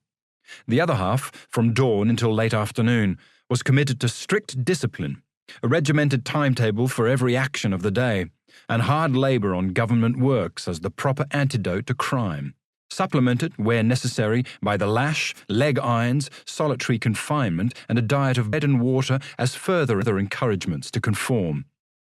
Fremantle was a model prison of its time in this as in every other respect. For the first week or so, the Belgravia men were kept inside the prison compound to become acquainted with the regimen. It was not so very different to Chatham, Sam discovered. The early morning bell to rise in the darkness and dress, fold your hammock and blankets, and clean the cell. Bucket parade with a stinking sullage to the latrine pits. line up in military ranks for the daily work detail, to clean, scrub, dig, work the water pumps for the obstinate, or repair jobs around the jail. Breakfast in the cell, every meal was eaten alone in the cell when inside the prison. Morning prayers with the Reverend Mr. Alderson in the chapel upstairs in the short stem of the T. Old Sammy stirred in his bed and chuckled quietly to himself. Another joke had occurred to him. There was something funny about that chapel. He turned to the reporter again. What's that, Sam? Well, a bit after my time, I was told one of the lags painted the 10 Commandments very nicely on the wall near the altar. But instead of the 6th, thou shalt not kill, he had to put instead, thou shalt do no murder. Why? Because the authorities sent enough of the bad uns up to Perth to be hanged, and they later set up a gallows in the prison itself. Couldn't have a commandment against themselves, could they? Joshua Cribben didn't see much to laugh at. He actually thought the worst of the bad uns deserved the noose, and supposed he might have to witness an execution himself one day in the line of journalistic duty. So he said instead, "You were going to tell me about Moondine Joe." No, not Moondine. They didn't hang him, though Governor Hampton would no doubt like to have strung him up because of all his escapes. But no, he died quietly in his bed at the Fremantle Asylum. That were, nearly 40 years. Drifting back into the past. Moondine, his cell in the prison reinforced with jarrah planks studded with spiked nails to keep him in. And still he escaped, as they all wanted to get away from the grinding monotony of labour and prison food. The same every day. Bread and gruel, with meat and potatoes for dinner, though we only had one tin plate, and everything else had to be carried back to the cell in our neckerchiefs. You can imagine how they stank by the end of a week. Much the same as every other prison with which Samuel Speed was acquainted.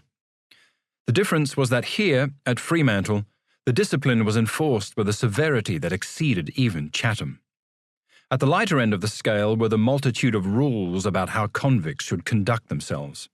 No talking or communication was permitted inside the cell block.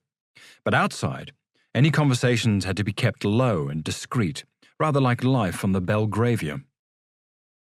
One afternoon, early on, Sammy was talking to his shipboard mate, Dick Leach, in the yard, when Dick laughed out loud at one of Samuel's little jokes. He was overheard by a passing screw, who cautioned that next time he made a noise like that, he'd get a black mark against his name. Jim Carr actually got his first black mark when he was caught whistling. 8 such marks added an extra day to your time before being eligible for a ticket of leave. At the other end of the scale lay the horrors of physical retribution. The Belgravia men had only been at Fremantle a week or so when the presence of the returned felon John Williams, also known as Goodenough, was discovered by one of the guards. He was immediately seized, condemned to wear heavy leg irons for a year, and ordered to be flogged, 100 lashes administered under the supervision of the prison doctor, George Atfield, who no doubt felt a certain satisfaction at the punishment. After all, Williams had stolen his horse during a previous escape, and certainly his screams at the triangle could be heard all over the prison. He wasn't nearly Mr. Goodenough now. Things had not been so bad at the prison under the more enlightened administration of Lieutenant Colonel Henderson, the man who'd been cheered on his way by the ticket of leave men and shook hands as he passed under their triumphal arch when he left Fremantle for home in '63. But since then, a new governor had been appointed, a former Royal Navy surgeon, John Hampton, who'd previously been in charge of the convicts in Van Diemen's Land and had a reputation for cruelty and self-interest.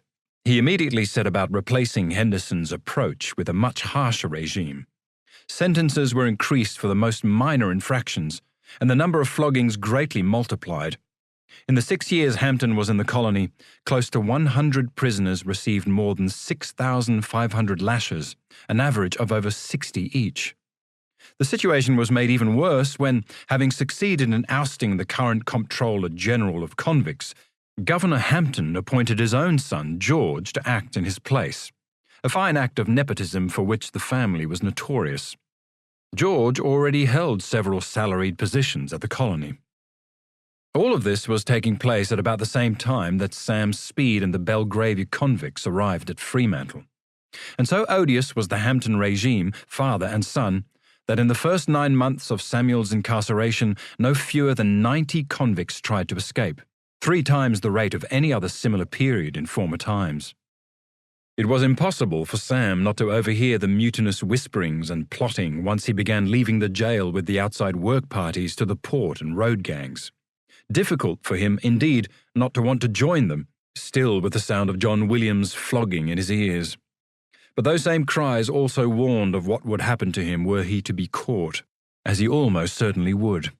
And so, convict 8996 reverted to his habit at Chatham of drawing ever tighter into himself, knowing everyone and knowing nothing, and finding the main companionship he needed between the covers of books. Samuel did not have the consolation of his namesake, Mr. Pickwick, however, or that other newfound friend, Sam Weller. He did ask the chaplain, Richard Alderson, about them when he was visited in his cell a few weeks after arriving at Fremantle. "Ah, yes, 8996, the clergyman said. My friend, Mr. Irwin, mentioned you to me when he called just before he left again for England. Said he'd been lending you his copy of the Pickwick papers." "That's right, sir." "Well, I'm sorry to disappoint, but we don't have a copy in the prison library. It's still only small, but growing." Oh. Samuel could feel his stomach tighten, and tears started to his eyes. It seemed as if he'd just been condemned to another form of banishment, shut away even from the company of his imagination. When he told the schoolteacher, Irwin, on the last day aboard Belgravia, that Sam Weller was someone he could really take to, Speed had meant it. The street-smart boot boy seemed like an older brother, or rather a version of himself that Sammy would very much like to be. To be deprived of his company so soon after meeting him was like one more punishment, and Sam felt it deeply. But it would not do to show that to the Reverend Mr. Alderson. So instead he sought to make light of it and disguise his upset under a little laugh. "Oh, well, sir, I dare say they'll be waiting for me somewhere when I get out," just as Irwin had told him. "That's very true," Alderson replied. "And every incentive for you to become a model prisoner in this model prison, and get your ticket of leave as soon as possible," which was Sam Speed's thinking, exactly. "And of course," the chaplain went on, "we do have other books that I can make available to you. Copies of the Saturday Magazine. I know them, sir, from Chatham. Also books on the useful arts and manufactures, helpful hints for labourers, a life of the Duke of Wellington, Milton's Paradise Lost. I think that may be a bit beyond me yet. And 1 or 2 novels. Nothing by Charles Dickens, I'm afraid, but we do have a copy of Robinson Crusoe, written 150 years ago by Daniel Defoe. It's very interesting, about a castaway on a desert island, based on a real experience, so I've been told. Would you like to try that?" A castaway on a desert island pretty much reflected Sam's own state of mind at that particular moment. Thus he replied in the affirmative. "That's very kind of you, Reverend.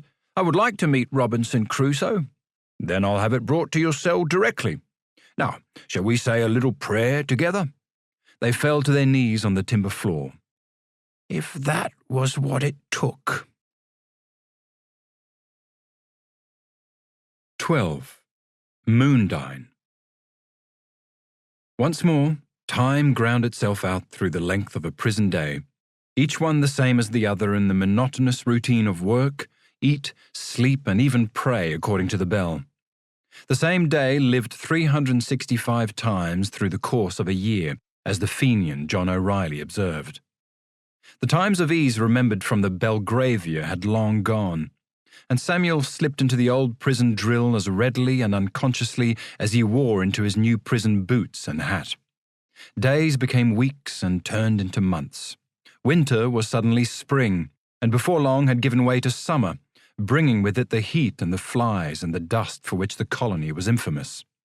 Dust everywhere, blowing up the unpaved streets as the convict line tramped from the prison to the day's work down by the river or a new stretch of road.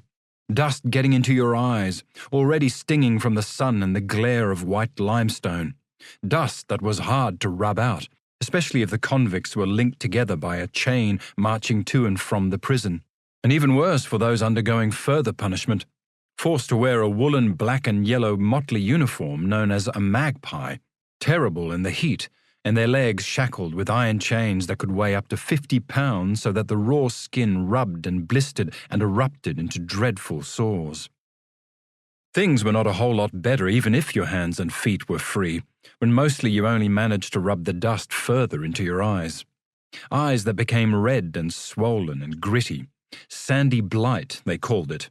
And not much that the prison authorities could do about it except recommend rinsing the eyes with water, which quickly filled with dust again. Dust that blew into the prison cell through the window left open for the few allowable inches against the heat and covered everything with fine particles of sand. The blankets, hammock, clothing, water bucket, every aspect of life was tormented by the grit. Even Robinson Crusoe became sprinkled with the stuff as Samuel read his few pages each night, though in that case he felt the sand rather added to the imagined difficulties of trying to survive on a desert island. Curious, indeed, how his experience of life so enriched Sam's reading. No, it wasn't the city streets full of young Sam Wellers where he had grown up, or the rural byways he had traipsed looking for work as a farm labourer. But as he began reading of Crusoe's voyages, Speed was back aboard the Belgravia, remembering the song and swell of the ship, the glittering ocean and the free, leaping dolphins. And when the storm came, he was aboard Belgravia again too, heaving and spewing his heart out, terrified at any moment of shipwreck and drowning, just like Robinson Crusoe. And while in the story it actually came to pass and he was cast up on his island, it didn't make Sam's conceptions of it any less real. Besides, he had seen a number of small islands as they made their way down the coast of Africa. There was Palma, where they brewed something called Canary wine, Tenerife, with its summit piercing the evening clouds, and even here, working outside the prison, he could glimpse the offshore island of Rottnest and hear the surf pounding upon the coast. It was this that made existence bearable for convict 8996. Yet his enjoyment of the novel was rather episodic, as he was sometimes away from the prison with work gangs for days at a time, labouring on roads and bridges some distance from Fremantle, sleeping at encampments with the pensioner guards. And Robinson Crusoe was not permitted to travel with him on such occasions. Of course, only the most trusted prisoners were assigned to this work to begin with, and it was a mark of Sam's good behaviour that he was selected. He even went with a gang up to Perth for a few weeks, lodging in the convict depot by the river below Mount Eliza, to work with the teams building the town hall or laying out the extensive gardens at Government House, recently completed for Governor Hampton. Here was work that young Samuel enjoyed, digging and planting and imagining how he would have planned it, remembering those pages about the kitchen garden through the year from the Saturday magazine.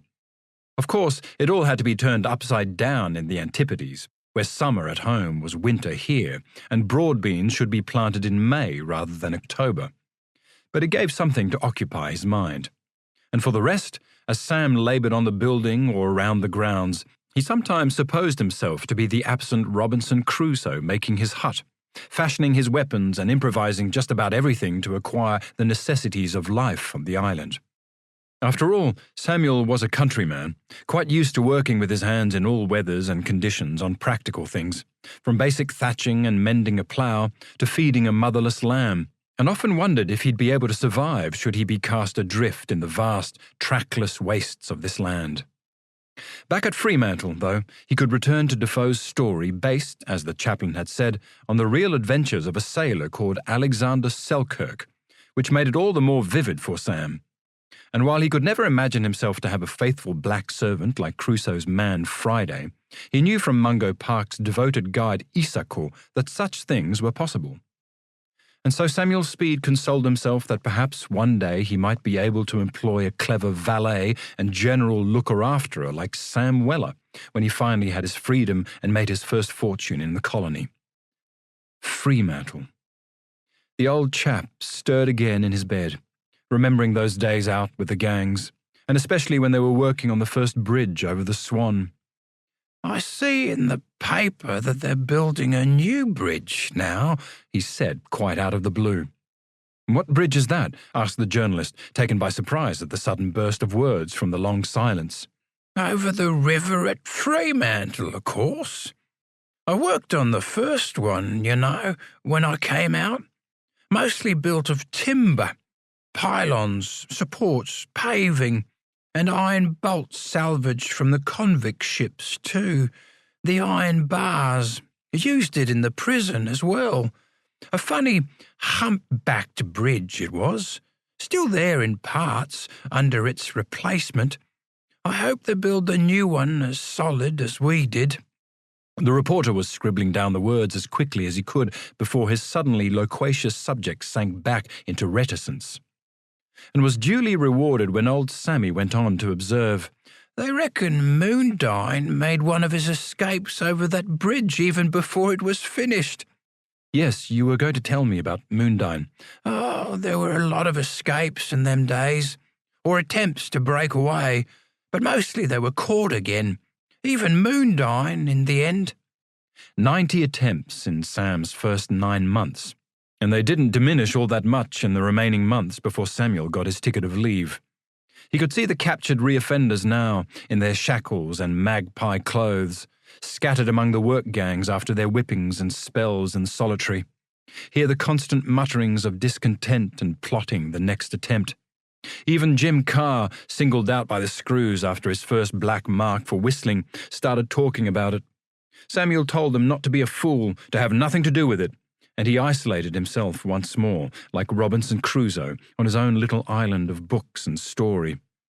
They were almost always caught and punished, the old fellow went on, remembering, though that John Williams, he called himself good enough, finally got away for good.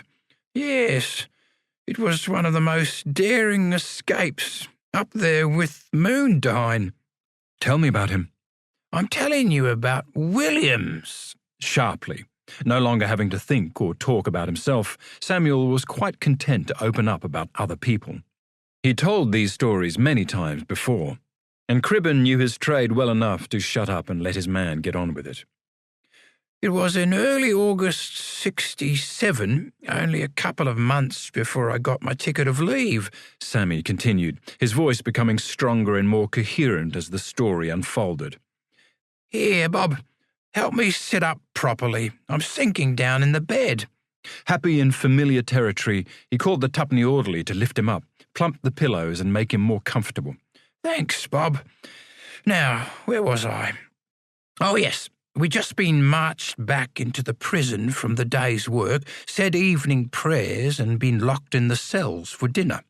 The place was starting to settle down for the night.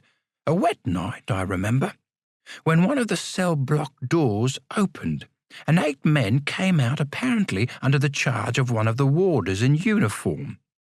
He locked the door behind them, paraded them across the court to the workshop yards where they have the machine shop and so on. He unlocked the gate, marshalled them through, waved to one of the other warders who observed them, and locked the gate behind them. Nobody thought that this was anything other than a normal part of prison routine. But once behind the gate, it became anything but normal. It was that crook, John Williams, in the warder's uniform. God knows how he got it, or made the keys. But passing through the gate, they locked and barricaded it, grabbed a couple of ladders, propped them against the perimeter walls, climbed over and let themselves down the other side on ropes. Pretty audacious, eh, Mr. Cribben? Very. The reporter looked up quickly from his notebook. Trouble was, they were spotted by one of the off-duty screws who lived in the nearby cottages, and he raised the alarm. But the rain came on again and the night, and in the darkness they all got clean away. He was our Mr. Good Enough at that. Did they catch them? Eventually, yes. They split up, and it took the police some time to round them up. A couple turned quite violent, and one of them, a bloke called Wooten, was later hanged for attempting to murder a policeman. And Williams? I thought you said he got away for good. So he did. He escaped this life altogether and drowned trying to cross a flooded river. He weren't a good enough swimmer. And Moondine, while the going was good? Oh, he could swim right enough. A real bushman he was. Could turn his hand to anything. Learned his craft up at the Avon Valley in the Darling Ranges. The local blacks called it the Moondine, catching runaway stock, horses and so on. I suppose that's why he adopted the nickname. Exactly. His proper name was Joseph Johns, Joseph Belito Johns, to be precise. A Cornishman, I believe, and a copper miner by trade. Convicted of burglary and came out here in the first year or so of transportation. Early 50s, got his ticket of leave straight away, went up to the Rangers, and eventually was given a conditional pardon. But being a lag, the police kept a close eye on him. I imagine they had to. Oh, yes, Mr. Cribben. They're always suspicious of you. We're never really pardoned. A small, uncomfortable silence fell between them, filled with pain, until old Sammy pulled himself together and went on with his tale.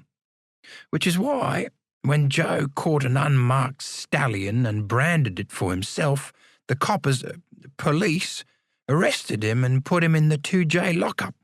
It amounted to horse stealing, a major offence, but Joe wasn't having any of it. He broke out of the lockup that night, and so began his career as our most famous escapee. 4 times he broke out of jail. He was caught pretty soon, wasn't he? Yes, the next day. But not before he'd made off with the horse and the magistrate's saddle and bridle, adding insult to injury. And not before he killed the horse and cut out the brand, destroyed the evidence, see? And they could only charge him with jailbreaking, for which he got 3 years. He were clever like that. Still a criminal, though. Oh, yes, but they were hard times, and Joe never really hurt anyone. He'd steal supplies and that, but he never seriously harmed anybody. Not like that Williams character. I dare say that's why people liked him, sympathised with him, and laughed as he outwitted the authorities. You got it in one, Mr. Cribben.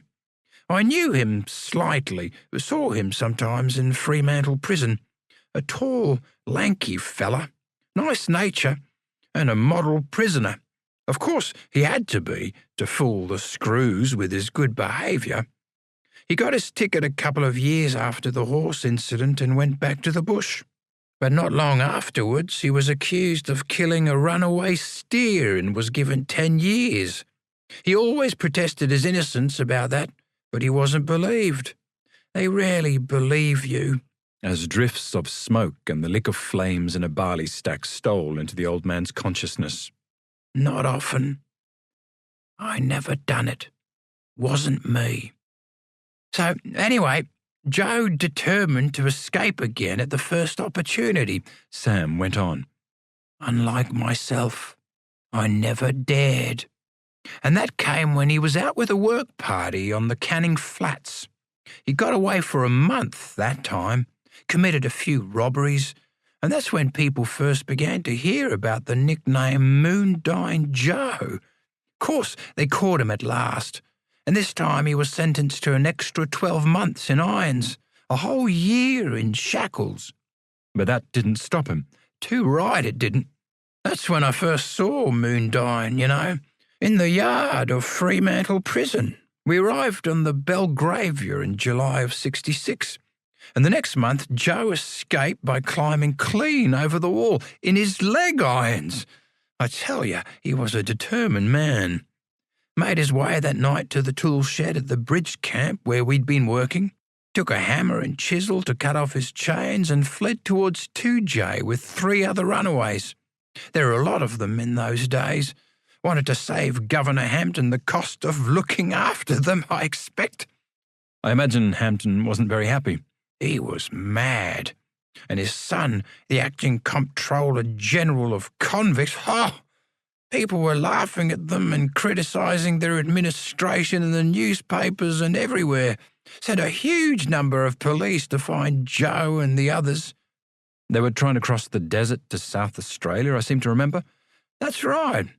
Moondyne hoped the late winter rains would provide water and help cover their tracks. He was pretty well equipped too, because he had a lot of friends and supporters, besides helping himself to other people's goods at gunpoint when required. Bushranger as well as bushman. Yes, though there was little actual violence. That's why he caught the public's imagination. But of course they were captured eventually a few 100 miles away, brought back to Fremantle, and that's where we saw Joe again, chained by the neck to a window bar in the prison yard, although the papers later said it was to a post. I suppose the governor was making an example of him. That son of his, George, he chained Moondyne like a dog in a kennel. That really upset everyone.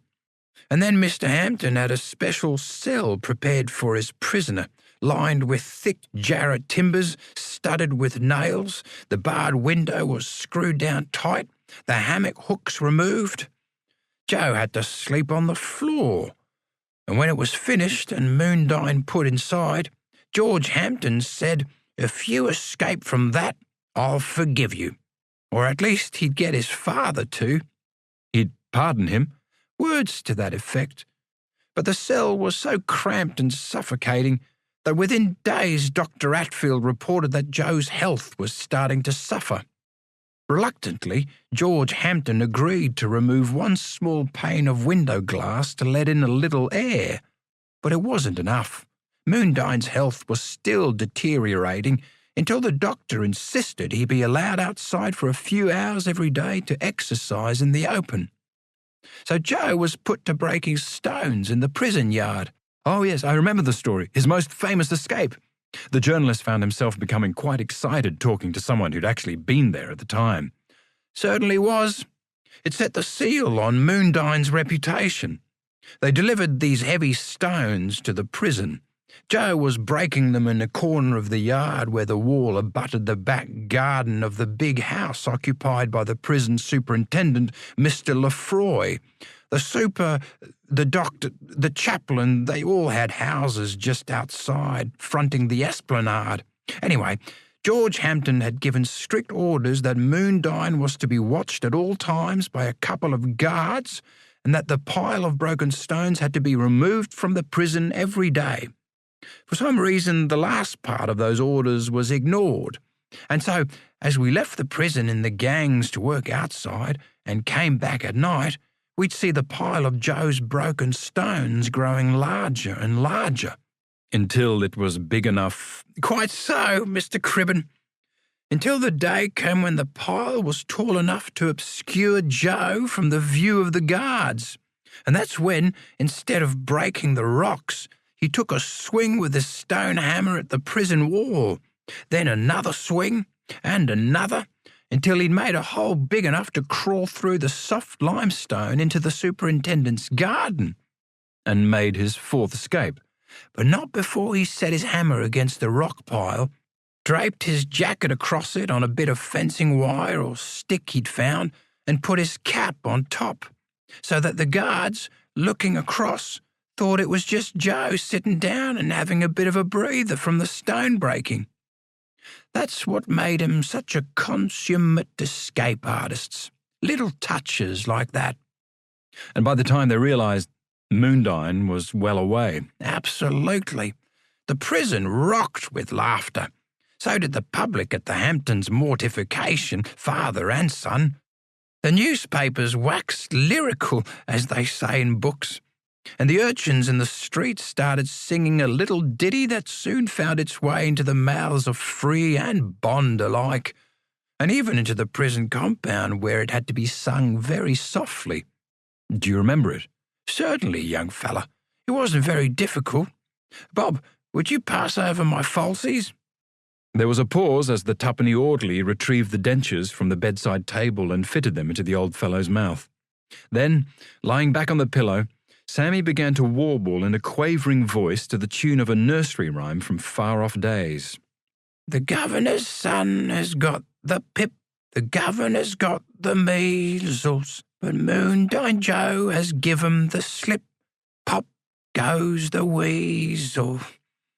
There was a round of applause and laughter as Samuel finished the song, and cackling, too, as he wiped his eyes with his sleeve and caught his breath. "Here, Bob, you can take me falsies out again." He fumbled in his mouth, trying to extract the dentures and resume his haggard appearance, but the reporter intervened. "I say, would you mind keeping them in, Sam? It's a bit easier to understand you with your teeth in place." "Oh, well, if you say so, Mr. Cribben, I suppose." The old man muttered to himself for a little in irritation, before coming to a resolution and deciding to go on with the story.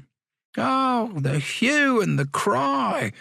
That was in March of '67, and it went on for months, all during my time there. But, on this occasion, Moondyne Joe seemed to have disappeared completely into the bush." Several years, wasn't it? "Almost exactly 2 years, during which the authorities didn't find neither hide nor hair of Moondyne. His friends kept Joe well hidden, see? And then he was only found by accident. He'd snuck into Horton's wine cellar to take a bottle or two while the owner was away helping with a police search.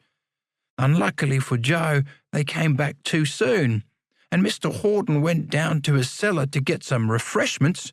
Joe, thinking he'd been nabbed, tried to make a run for it, and so he did, right into the arms of the coppers waiting outside." And then back to Fremantle, with years added to his sentence. "Yes, a year for absconding, and another 4 in irons for breaking and entering the wine cellar. For all the good that was supposed to do." A note of sadness crept into the old man's voice, as he remembered the futility and cruelty of it all. But then he added with a little laugh, "Not that it mattered all that much to Joe. He soon talked his way out of it. Of course, I'd long gone by then, got my ticket of leave and sent down to work in the Vassar district around Bustleton. The Hamptons had both gone as well. New governor, new comptroller general of convicts. And Joe went on to live a pretty honest sort of life for the next 30 years after that, they say." The old chap began to drift off again, tired, though stimulated, like the actor he was after such a performance. Haunted, too, by the ghosts of those days who came briefly to life again as Samuel remembered them. Moondyne, the Hamptons, the pale faces of convicts and warders long dead, Jimmy Carr, Dick Leach, and the smell of eucalyptus and wood smoke from the forests down south, the scent of fresh-sawn jarrah logs as they carted them from the timber mill to the jetty. Samuel Speed turned his head towards the reporter. "But I only know what I heard, Mr. Cribben. Some of it from Moondyne himself when I was down in the Vassar, waiting for the day I was given my own freedom again." 13. Ticket of leave. Sam Speed had known for some time that he was due for his ticket of leave, that longed-for moment when he would be released from the confined strictures of prison life and return to society, able to seek work for himself and enjoy once more the free association of his fellow men and, as he hoped, of women. Of course, he wouldn't yet be truly free. A ticket man was still a prisoner and bound to the rules. He couldn't leave the district to which he was assigned without permission. He had to report his movements, employment, and whereabouts to the police. Observe the 10 o'clock curfew and avoid the watchman's call, bond or free. Obey every law. Abstain from drunkenness and immoral behavior. Not seek work aboard any ship, especially whalers. And accept that any breach of the above could see him return to prison and his sentence extended, with or without the option of a flogging and hard labour in irons. A ticket of leave was more a halfway house than the old liberty, but within those limits Samuel would be permitted to think and act for himself again, acquire his own property, and even marry without the constant supervision of warders and the ever-present pensioner guards. The first intimation that he was about to enter this new phase of existence came one afternoon in the late autumn of 1867, when Sam returned to the Fremantle establishment with the work gangs and was about to go into his cell for supper and another session with Robinson Crusoe. He was met on the catwalk by a warder, who instructed Speed to collect his things and come along with him. "You won't be residing in that cell any longer, 8996, the warder observed. Or at least I hope you won't. Why? Where am I going? Like everyone kept in an institution for any length of time, Sam found himself beginning to panic at the thought of a change to established routine, torn between hope that he might be moved to somewhere better and despair that he'd been caught for some minor infraction and was about to be sent to the punishment block. What have I done? Nothing wrong. Not that I know of, the warder replied, knowing that there was a whole hidden life among the prison inmates of which the authorities were mostly unaware. Again, like every other institution, the governor is of opinion that you have generally behaved yourself, and you are being moved out of your cell and into an association ward. Alarm turned to relief. Does that mean I'll be getting me ticket soon? That depends on you. You'll be sharing the big room at the end of this floor with 40 or 50 other men, getting used to communal life again, in a manner of speaking. We relaxed the rules a bit in there. You can talk quietly among yourselves. No raucous horseplay or obscenities, mind. And there's a warder on duty all night to see that there ain't, else you go straight back to your cells. But so long as you continue to obey the regulations, don't make a disturbance and conduct yourself properly, it's usually the first step towards probation and getting your ticket. So Samuel went into his cell for a last time and collected the few possessions that a convict was allowed to have. His spare shirt and trousers, soap and towel for the weekly bath, mug and food bowl, the requisite Bible and his borrowed copy of Robinson Crusoe. And with scarcely a glance behind in farewell, he followed the warder along the catwalk to the association ward at the far end. He was greeted with murmurs of recognition by those men that he knew, even several jests of, "What took you so long, Sammy?" and was gratified to see that he was ordered to sling his hammock alongside a youngish Belgravia shipmate known as Jemmy, on account of his skill with that tool as a house-breaking implement.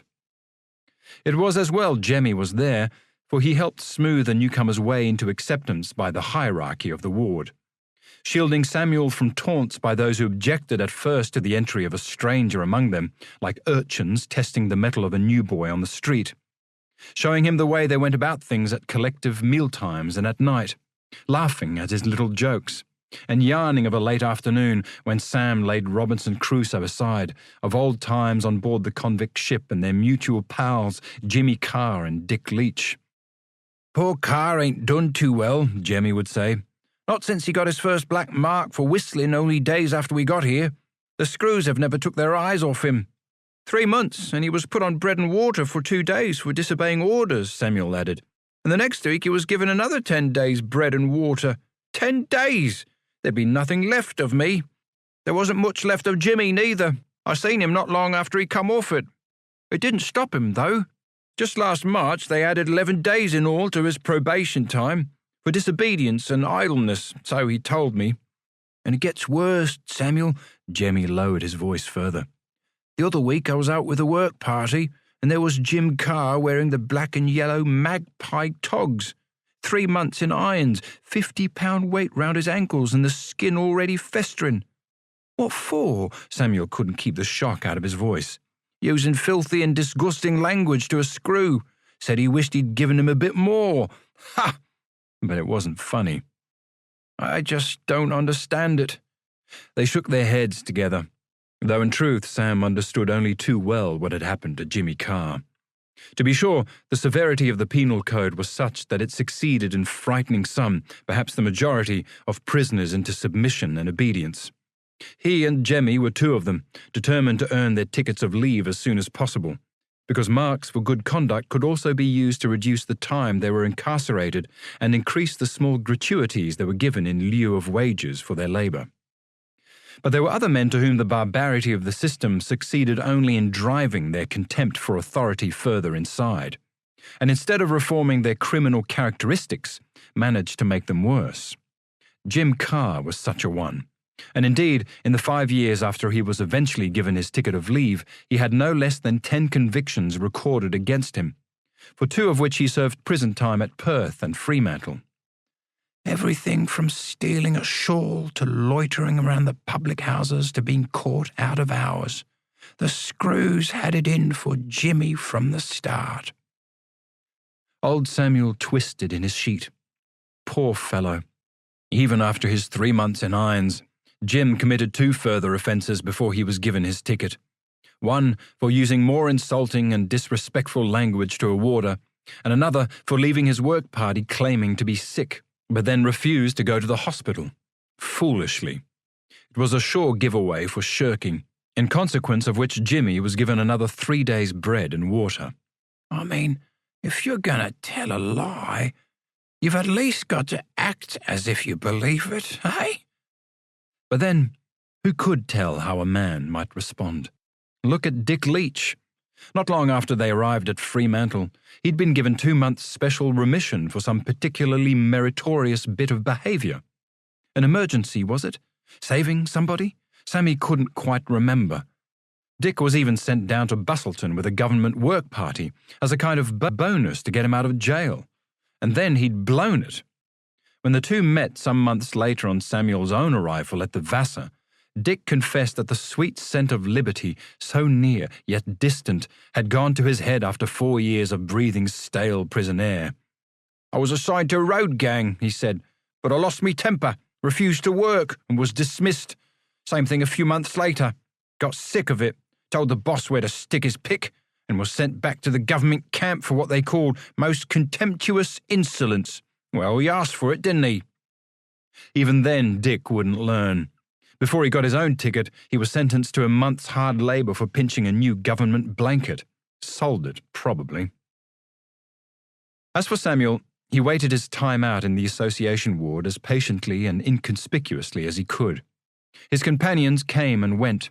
Some of them, even Jemmy, were returned to their cells for bad behaviour, for the call to assert oneself against the system could not always be resisted. But most submitted until their time for probation was up, were given their tickets and departed to their assigned districts, Northam and Toojay, the Vassar region around Bunbury and Bustleton, Champion Bay and a mining town called Geraldton. In time, Samuel became one of the old hands in the ward and was giving advice about the routine of how to fold and stow hammocks each morning and empty the common latrine tub to another lot of newcomers. Generally, though, he kept himself fairly self-contained, seeking refuge in his reading when he needed to from the close, often too close, community of the association ward, as if retreating to the privacy of his old cell. Thus, he finished Robinson Crusoe at last, finding that the tale of the castaway's survival and eventual escape from his island, courtesy of some pirates, held him to the end. There were certain things Speed found hard to believe. Crusoe's rediscovery of God, for instance, and his attempts to convert the natives and even the Spanish to his evangelical beliefs. In Sam's experience, abandonment on a desert island, no less than in a stone jail, was no place to find God. And while he went through the outward forms of religious observance in chapel because he had to, his rejection of the tenets of divine love remained much as they'd been from the first days of his incarceration, despite the example of William Irwin's kindness and his homilies on board the Belgravia. Then again, Crusoe's making and losing of several fortunes left Sam feeling more than sceptical. Of course, everybody wanted to amass piles of money in the colonies once they got out of prison, and to return home in splendour. They'd all heard of the rich nuggets to be found in the goldfields of Victoria, or wealthy squatters grown fat as their sheep on stations that spread as far as the horizon. The thought that it might one day be them is what kept so many of the prisoners going, even if, like Moondine Joe, a little bushranging sometimes seemed a quicker way to the easy money. Sam Speed was no less drawn by such dreams of finding a more prosperous life here, once he had his freedom, than he could ever have known in England. But he knew from Mr. Irwin it would take a great deal of hard effort on his part. And as he closed the last pages of his book, Sam couldn't help wondering if Crusoe's several fortunes were not more a matter of wishful thinking, like the prisoner from that story in the Belgravian Weekly Journal, whose parents persuaded the Secretary of State to review his case. Still, Samuel finished it, and as he suspected he was fairly close to his own time for release on parole with a ticket of leave, from then on borrowed only shorter works from the prison library. They had a comprehensive collection of the Saturday magazines bound into volumes, and Sam spent many an hour after they came in from the day's labour refreshing himself in The Kitchen Garden through the year, reversing once more the months and seasons for this upside-down country, and reading what articles he could find on the pastoral and mineral wealth of Western Australia, though as yet no gold had been found in the colony. But he could always dream of it, suspended in his hammock among the snores of 50 other men. When did you go down to the Vassar, Sam? The questioning voice of Joshua Cribben intruded into the old man's reverie. He'd said nothing for the past few minutes, thinking that Speed had exhausted himself after the dramatic recital of Moondine Joe and needed the rest. But time was getting on, and the journalist had to get his story together before the photographer turned up with his promised lift into town. So he asked again in somewhat louder tones, "When did you get your ticket of leave?" The old bloke opened one eye. "It's all right, Mr. Cribben. You don't have to shout," keeping his inquisitor at bay. "I'm not stone deaf yet, you know." "Sorry." Bob, the tuppenny orderly, laughed from the bed opposite. "You don't have to worry about old Sammy. He's as lively as a 2-year-old. "Rubbish. You should see me tottering about on me stick." "Oh, yes. You know, we just prepare his weekly bath and he jumps in and out as nimbly as if he were getting ready to go courting again." "What lies you tell, Bob. But thanks, anyway." "He's just having you on, Mr. Cribben. Take no notice of Bob." The reporter instead was scribbling down these remarks as a valuable illumination of the old fellow's character. He must ask some more about that. Courting? At 98 or whatever? That was something to perk up the interest of the Mirror's weekend readers. "Yes, well, where was I? Oh, me ticket. That was in October 1867. To the very day I was entitled to release on probation for good conduct.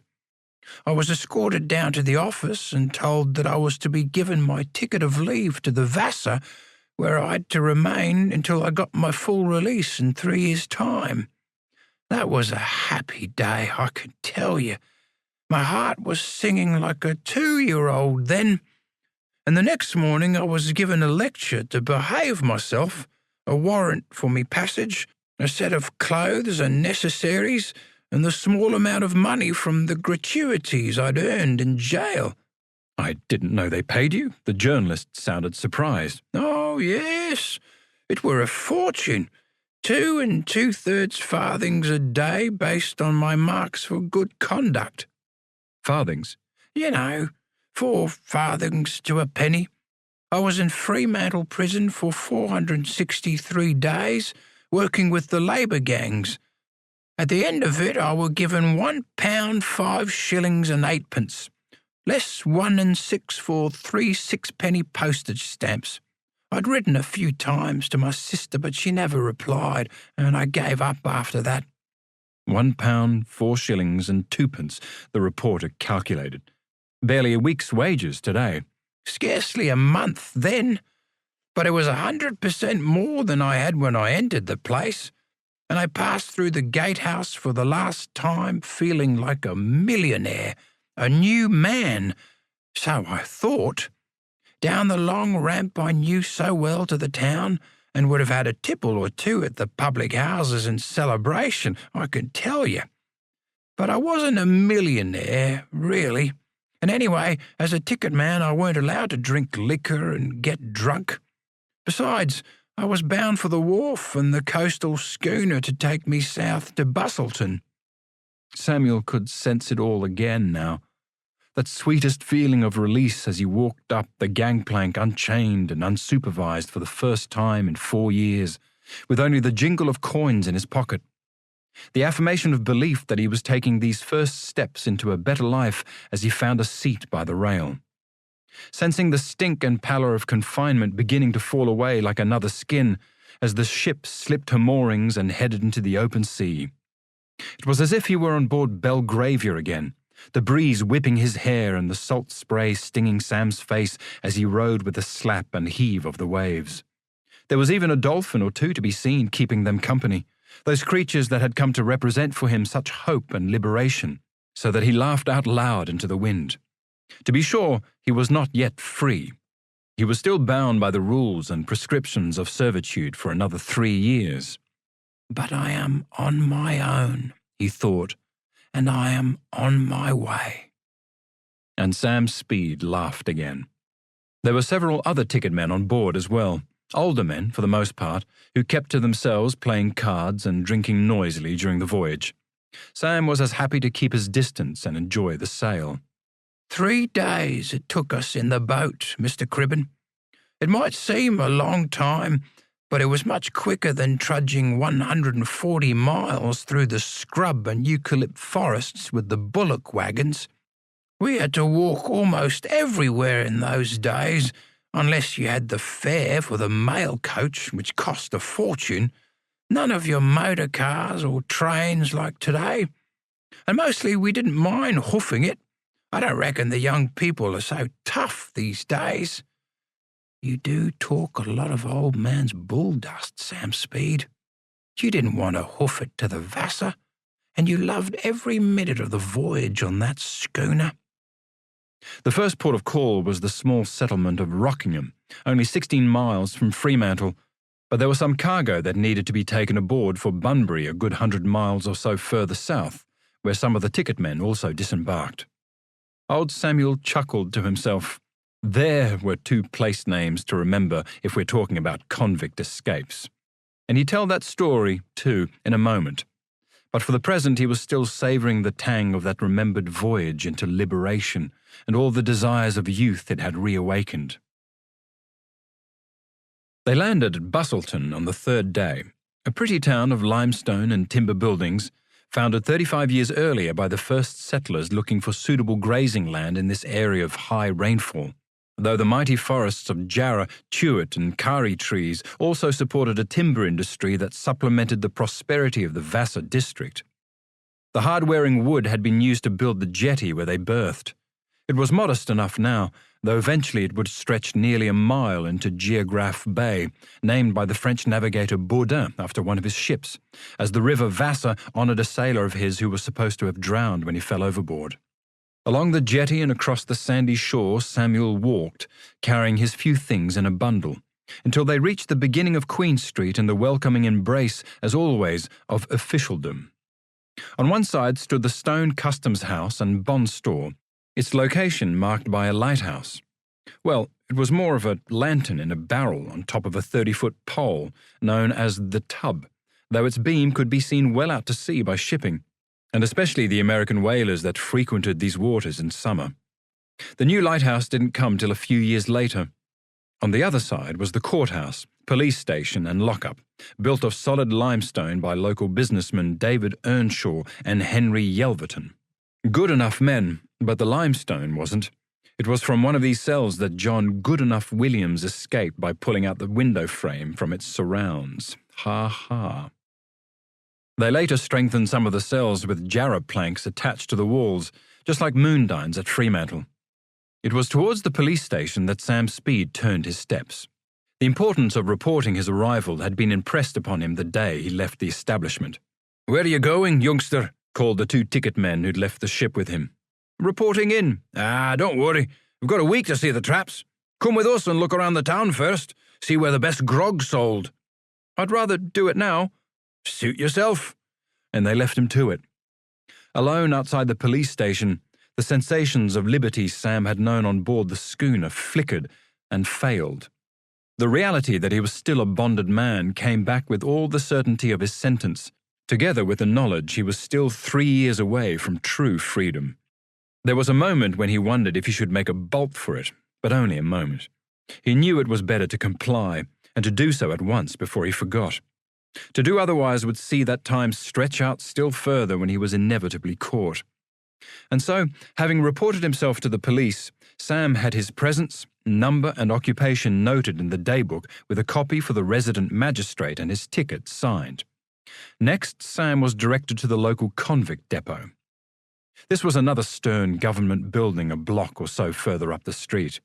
Here, the convict work gangs had their base, to which men like Dick Leach would be returned when they weren't camped out in the bush working on the new roads.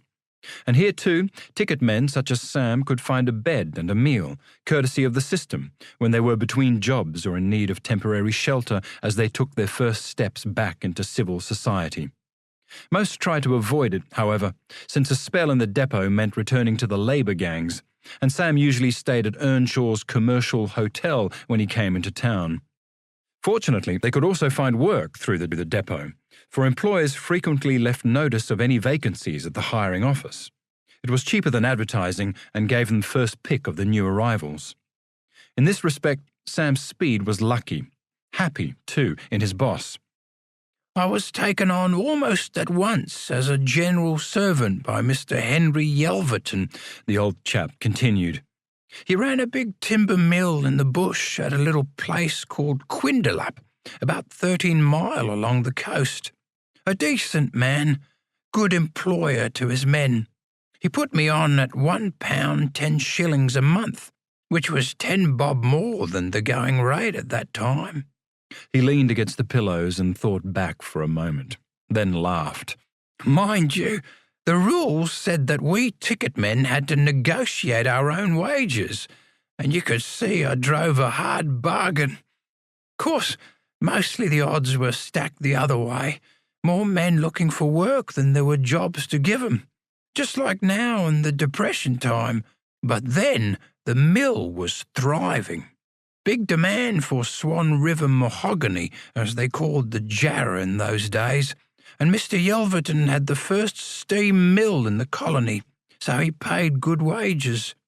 A pause as Sammy remembered something else. But I didn't get to keep it all. There was I thinking I was on the way to making me fortune, when I discovered that Queen Victoria wanted her share of it. I told you, didn't I, that I'd been sent halfway round the world courtesy of Her Majesty? Well, I was mistook. As soon as I got a job and me first wages, she made me pay her back my fare. Cunning beggars. Government.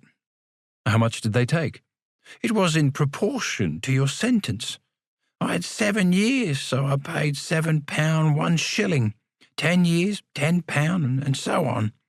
I didn't know what the lifers had to pay, but it was spread over the 3 years you were on your ticket and conditional release, so it wasn't too bad. Made sure we didn't get too rich, eh?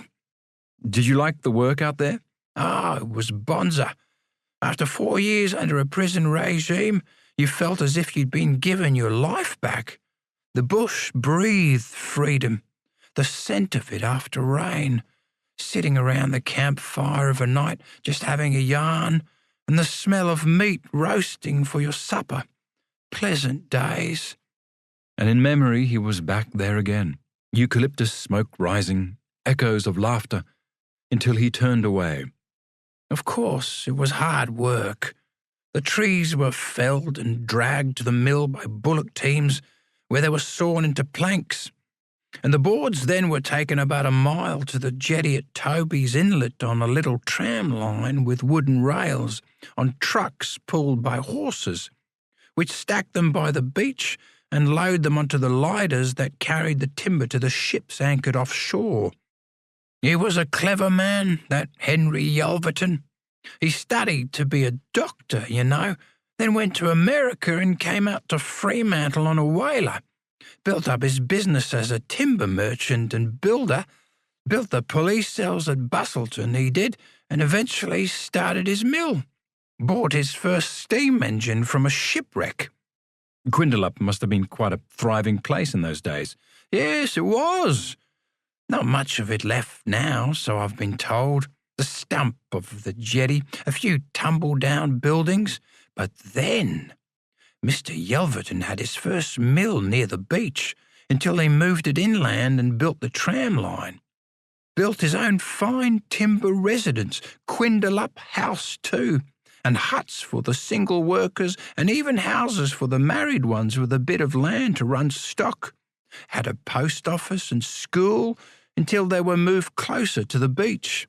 Regular little township it was, police station, cells, bond store, a slab cottage for the harbour master, Mr. John Harwood, on account of all the shipping coming and going. Hard to believe now. You mentioned the American whalers. Didn't that Irish convict, John Boyle O'Reilly, escape on board one of them? Oh, indeed he did. That would have been about your time down there, wouldn't it? You're on the ball, Mr. Cribben. Yes, I was still in the Vassar when it happened. Remember it well. Coppers and warders and black trackers everywhere. Early 1869, I think. Samuel groped in the ragbag of memory for a date. It's all right, I can check it later. Did you know O'Reilly at all? Well, I can't say for certain. He didn't enter Fremantle prison until the beginning of '68, but I'd already gone by then on my ticket. O'Reilly came out with 62 Fenian political prisoners on the Hougoumont, the last of the convict ships to arrive in Western Australia. They'd been convicted of sedition and planning an Irish rebellion. They were mostly civilians, but among them were a number of military prisoners, O'Reilly included. He was a poet and writer, a journalist like you, before he went into the army. Anyway, he was convicted of high treason, inciting a mutiny, and sentenced to be shot, though it was later changed to transportation. A handsome, clever devil, they say, and not very long after he arrived at Fremantle, he was sent down to Bunbury to work with the road gangs.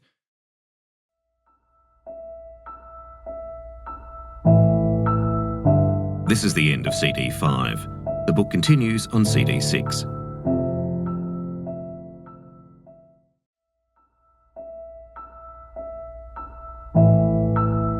CD 6.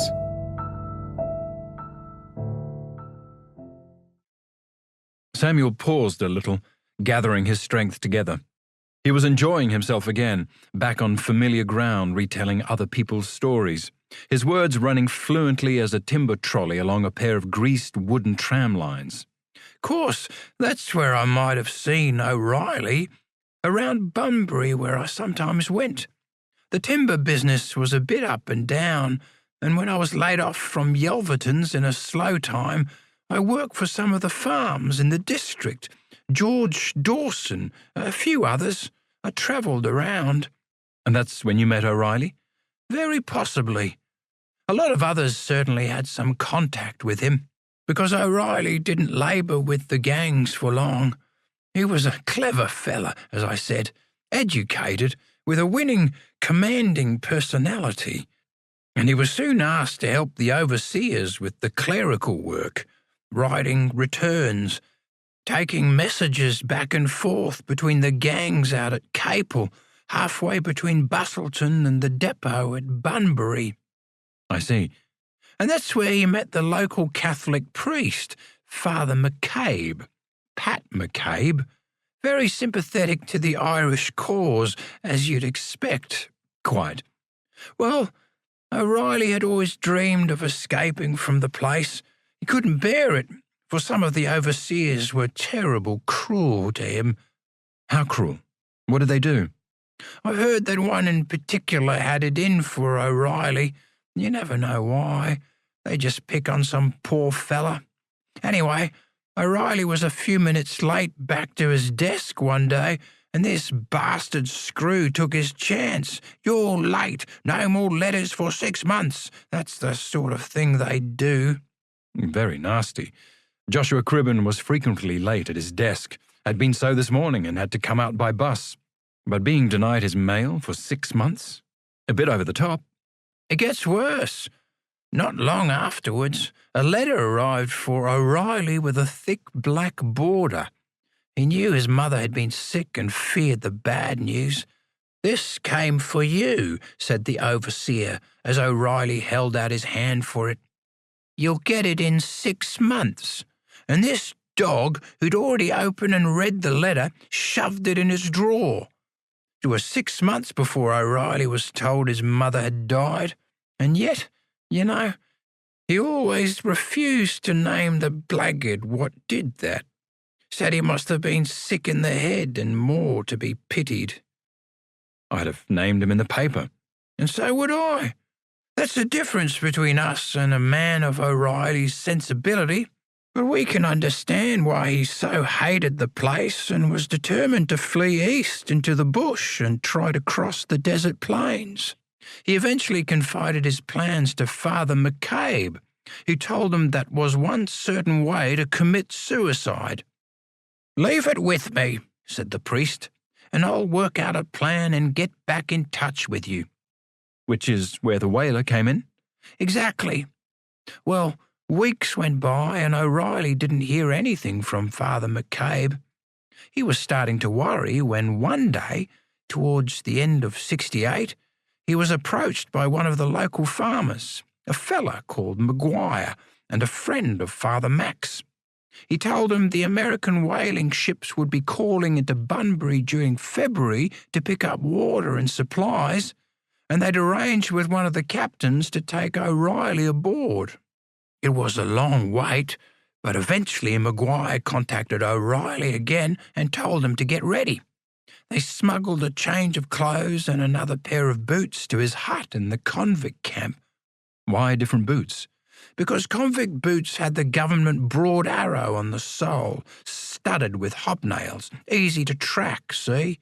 Anyway, that night, O'Reilly slipped away from his hut wearing the new clobber and cut about 3 miles across country by starlight to an old convict camp at Picton. He waited by arrangement until a party of horsemen rode by and one of them started whistling St. Patrick's Day or Wearing O' the Green, something Irish like that. It was the signal. O'Reilly stepped out of the bush and with Maguire and his few friends rode hell for leather to the river north of Bunbury. There they had a boat waiting, and under cover of darkness rode quite a few miles into the bay and up the Leschenault Peninsula to wait in the sandhills for the agreed whaler, the Vigilant, to pick them up offshore. But it seems she was a day or so late in leaving. The escape party had forgotten to bring any food or water with them, and as it was the height of summer, O'Reilly began to suffer dreadfully from thirst and hunger. So his friends went to a settler's house nearby to get something to eat and drink. It was Mr. Jackson, and the convict waited among the sand dunes for his rescue ship. Next day, Vigilant was sighted heading north under full sail. Quickly, O'Reilly and his friends got into their boat and rowed out to meet her. But to their amazement and dreadful disappointment, she took no notice of them, not their shouts or even waving a white shirt tied to an oar, and sailed away into the distance, leaving them with nothing to do but curse and land O'Reilly among the sandhills again, arrange supplies from the Jacksons, who they had to trust and let into the secret, and go back to town to make other arrangements. It must have been a terrible time for him. A pretty dramatic time for everybody, I imagine. You're not wrong there, Mr. Cribben. I was working for George Dawson on his farm at the time, and it was the talk of the district. Police and troopers searching everywhere, the black trackers, notices offering rewards for any information posted up. £5, which you might have thought would be a temptation, nearly half a year's wages. But it wasn't enough. The coppers never found him, and at last concluded that O'Reilly must have escaped on the whaler, when all the time he was hiding in the sandhills north of Bunbury, right under their noses. For nearly 2 weeks he stayed there, with the heat and the flies and sand and snakes, never knowing if he'd get away or be caught and flogged and sentenced to more years in irons. An awful time, agonizing, you might say. He even rowed a small boat out to sea himself to try to hail a ship. It was important to get at least 12 miles offshore into international waters, you understand. He saw one whaler, perhaps it was the Vigilant, but she sailed away again. Nothing came of it, and when O'Reilly got to the beach again, he was so exhausted he slept for days. But he did escape? Oh, yes. At the end of the month, Maguire returned to say that they'd arranged with the captain of the Gazelle to pick up O'Reilly the following day. Father McCabe had even paid Captain Gifford £10 for his trouble.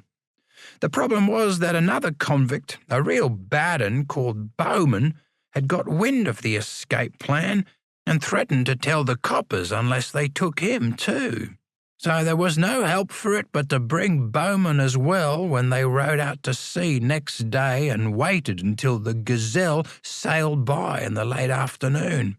They hailed her, the captain called out O'Reilly's name, and when he replied came the answering shout, "Come aboard," which he did, with Bowman in tow. and as the rowers pushed off from the ship, the brave Maguire stood in the thwarts and shouted, "God bless you, and don't mention our names until it's all over." And in fact, their names were kept secret for a long time afterwards. Did you know it at the time? Oh no, it was years before the full story came out, and those who knew kept their mouths shut. O'Reilly eventually got to America, became a famous newspaper editor and writer and Irish patriot. He wrote that book, Moondyne, very loosely based on the real Moondyne Joe, but full of fantasy. Well, he was a journalist, wasn't he? Samuel pointed a skinny finger from under the sheet towards the reporter. Always making things up. Aboriginal treasure trove. They never dug for gold. And he even had women convicts being transported to Western Australia. They weren't. But then I suppose O'Reilly wanted to have some love interest in his story. Not that you'll find much of that in mine. More's the pity. And it was a powerful plea against the evils of the convict system. He wrote from the heart. And what happened to Bowman? He was caught again. Deserved to be. When the Gazelle reached the island of Rodriguez near Mauritius, it was searched by the British police. The crew pretended that O'Reilly had fallen overboard and drowned. Somebody dropped a grindstone and his hat into the water, even though he was hidden below in a locker. But Bowman had made himself so disliked that one of the sailors pointed him out. Back he came to Fremantle and the Triangle. O'Reilly even named the villain in his book after Bowman, so his name lives on. And O'Reilly himself? He eventually reached Liverpool and found a passage to America. I read that he watched his beloved island disappear over the horizon from the taffrail in the golden light of the setting sun. Very poetic, don't you think, Mr. Cribben? And he reached Philadelphia in November 1869, almost 2 years exactly since that last convict ship, Hougoumont, left Portland with O'Reilly and the other Fenians aboard. It's a good tale. Yes, poetic justice, I calls it. 14. The Catalpa. The escape of John Boyle O'Reilly was not the end of the story. There was more of it to come, as both Sam Speed and the journalist well knew. But the old chap spun a good yarn, as one should who was there at the time. He judged his audience well, knew the value of a dramatic pause and a touch of comic relief, and became so involved in the telling that when Samuel reached the climax of the Fenians' escape, he fell back against the pillow as one spent. His eyes shut, and the breath came in such short gasps through his ill-fitting dentures that the reporter looked across the bed to Bob the orderly with a quizzical look, as if to inquire whether Sammy needed medical assistance. "Oh, he's all right," Bob remarked. "Sammy's just having a little nap. It takes it out of him, all this storytelling." "You're talking nonsense again, Bob. I'm not sleeping, just resting. This is interval. Time for an ice cream, if you care to bring us one." The hint of a smile hovered about his wrinkled lips. But Samuel was grateful for the pause nonetheless, and while the others were content to let him have his 40 winks, the old man used the curtain of silence and darkness behind the retina to take himself back across the decades to that time when he was young and which seemed, in retrospect, to have been as recent as last week. Early 1870, wasn't it? When news of O'Reilly's landing in America appeared in the West Australian newspapers? Philadelphia, Sam seemed to recall, was where the Irishman made his appearance. The name means brotherly love, but that was the very last emotion expressed by the authorities in Perth. Brotherly outrage, more like. Indignation and foaming demands that the fugitive be returned to face justice. Some hope. Among the Irish section of the population, of course, there was general rejoicing, laughter among the convicts and ticket men, wishing it were them, but quietly, lest they be overheard and reported to the screws for sedition. Sam Speed was especially careful, for he'd moved another step closer to his freedom. In May of 1869, he was given his conditional release, having satisfied the resident magistrate, Mr. Harris, that he was respectably earning his living in a creditable and honest manner, and was in fair bodily health. The certificate gave him much more liberty to move about the district. He no longer had to report his every movement to the police, though he was still very much of the bonded class, and any breach of the law could see him return to Fremantle Prison to serve the rest of his sentence plus any further penalties imposed by the courts. Thus, he kept his nose clean, as they say, and stayed out of trouble. For the time being, he remained in the Vassar, working on farms around Bustleton. It was what he knew, and Sam liked the place. The demand for labour was there and the wages were reasonable. Indeed, he even opened an account with a government bank to deposit his small savings, for the farmers supplied board and keep, and there wasn't a lot to spend your money on in rural parts. He didn't drink much by way of liquor, and neither did he smoke. Never had. Flaming great waste of money in my book. Sam did come into town once a week or so, where he generally stayed at a pub. A branch of the Working Men's Association had just been formed in Bustleton, and Samuel joined it as soon as he could. For one thing, it provided companionship among his own kind. Almost all of them were, or had been, ticket men, for the colonial stigma of having once been a prisoner was very strong, and the paths to preferment and success were limited for them among the free. As Mr. Irwin had foretold, they were not allowed to join the mechanics institutes, for example. To be sure, some enjoyed a degree of commercial prosperity. Joseph Horrocks, who developed a copper mine and built the model village of Gwala, north of Geraldton, was one of them. So, in his own way, was William Chopin, who practiced as an unqualified chemist until his conviction and imprisonment again at the age of 67 for procuring abortions. But on the whole, the former convicts remain within the lower echelons of society: labourers, tradesmen, the lesser professions such as school teaching, and the Working Men's Association gave them the chance to establish some kind of social as well as business contact among themselves. A chance, too, for self-improvement. Most of these associations try to offer some form of educational program, perhaps night classes in basic literacy, much as the prison schools did, or trade instruction to develop manual skills. At the very least, they provided a library for their members, and it was this, of course, that drew Sam Speed to the one in Bustleton. He'd been pretty much starved of reading matter since leaving Fremantle, apart from the occasional out-of-date newspaper and discarded magazine. There were few novels to be found on the upturned boxes that served as bedside tables in the workmen's huts at Yelverton's timber mill or George Dawson's homestead. But when the association began in the back room of a hall at Bustleton, Samuel hurried to join with his subscription to discover what stories might be found on its bookshelves. The library was only in a small way to begin with. It tried to keep up with the latest newspapers from Perth and Fremantle, and in such manner did Samuel learn of O'Reilly's triumphant arrival in Philadelphia. There was a smattering of trade journals and manuals, a compendium of useful and general knowledge, several dictionaries, biographies of famous men and women through the ages, a copy of John Bunyan's Pilgrim's Progress among a group of religious books, and a small section of rather tattered volumes labelled fiction. One of them was Uncle Tom's Cabin, Harriet Beecher Stowe's novel of plantation life and black slavery in the southern states of America. It was a famous book.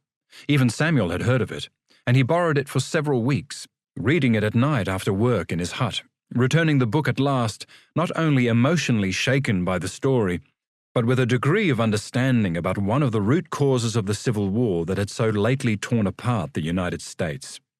And in later years he often wondered if John Boyle O'Reilly had been as disturbed by the story as Sam was.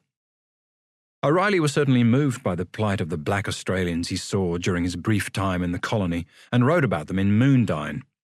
But like most people of the day, Samuel did not discern any parallels between the Negro slaves of the American South and the condition of the sad, wretched Aborigines he saw wandering the streets of town, living in squalid camps amid the surrounding bush. 40 years ago, these people had walked this country for their own, as they had for millennia. Now, they were seen as outcasts in their own land, of no value to the European intruders except as skilled trackers to hunt escaped fugitives, a constant threat to their sheep and cattle, not to mention that most important resource, the soil, and a problem to be solved by sending increasing numbers of them to a special jail built on Rottnest Island, not far from where the governor had his summer home. There was even a separate cell for them in the Bustleton lockup, with iron rings fixed into the wall. In the society of the Australian colonies, Aborigines generally were considered inferior even to convicts, who might look down upon them with hostility and contempt at worst, giving vent to their own mistreatment, or with indifference at best, like another form of native wildlife to be endured. Sam Speed, on the whole, found himself among the latter, and he was a child of his time. It would be years before the Aboriginal people found their own Harriet Beecher Stowe to voice in story the common humanity of every Australian. And John Boyle O'Reilly, for all the magnanimity of Moondyne, when Sam came to read his book, was not it. He even gave his noble Aborigine a Maori name. More immediately, among the books at the Working Men's Association, Samuel found a slender copy of Charles Dickens' celebrated tale, A Christmas Carol, with illustrations. What a writer he was! How he brought those characters to life, unlike the person Sam heard narrate the story in a country inn years ago. Ebenezer Scrooge.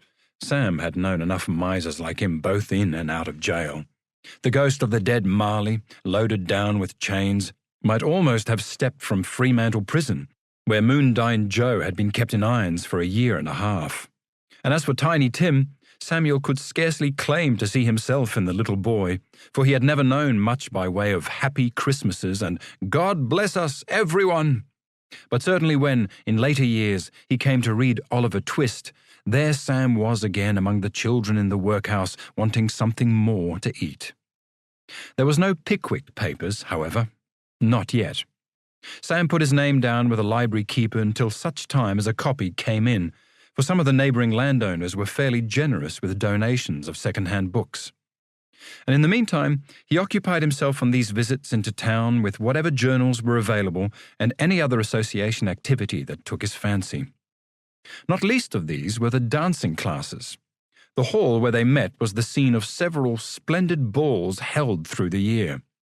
In the weeks before each ball, young men and women busied themselves practicing the complicated steps of the popular quadrilles and cotillions of the day.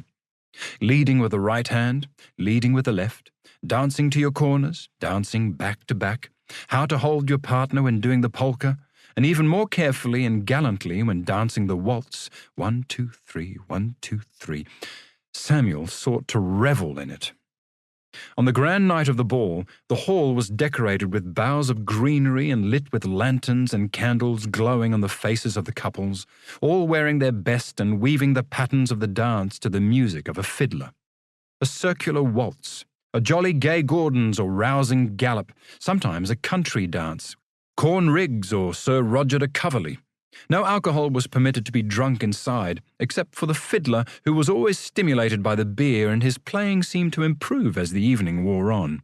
It had the opposite effect on the young men who drank their booze outside the hall and got progressively more unsteady on their feet and unsociable in their behaviour. Since there were always at least twice as many men as there were women at these balls, their growing intoxication made it even less likely they'd find a partner, which tended to make them drink more. On the other hand, it helped Sam Speed's chances.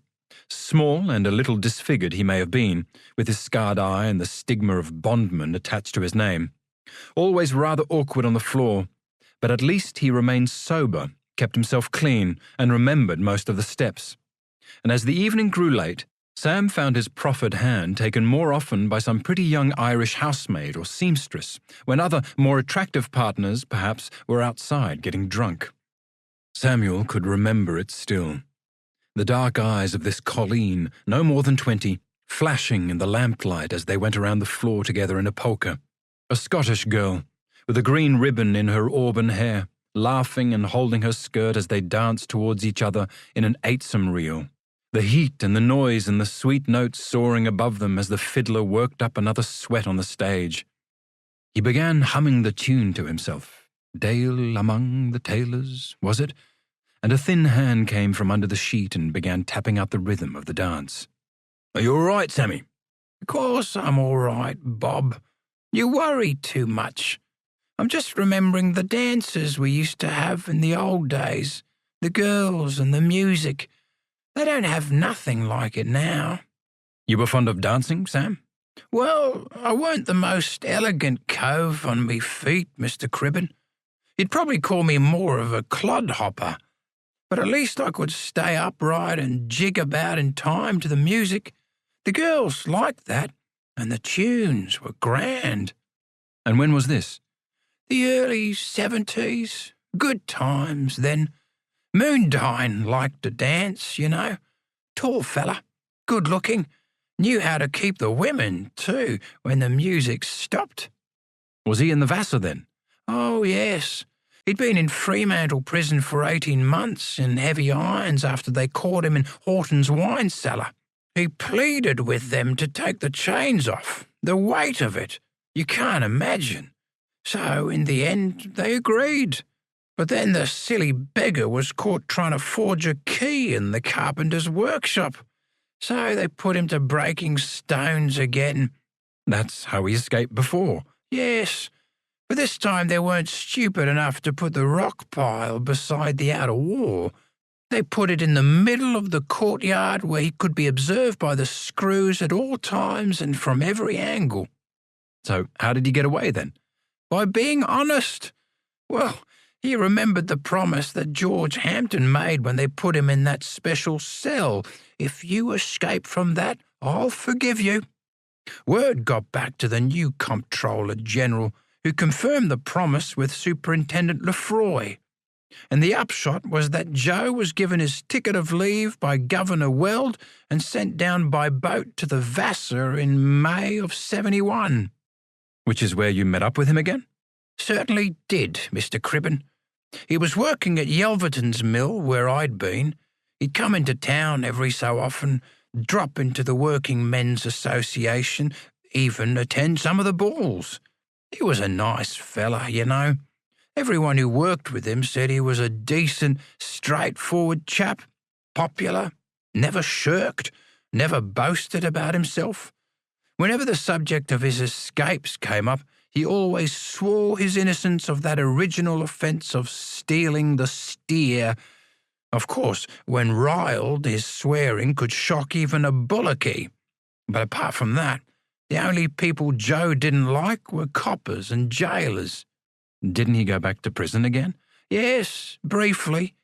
Moondine moved up to Bunbury for a bit, but then got himself involved in a fracas and assaulted a constable.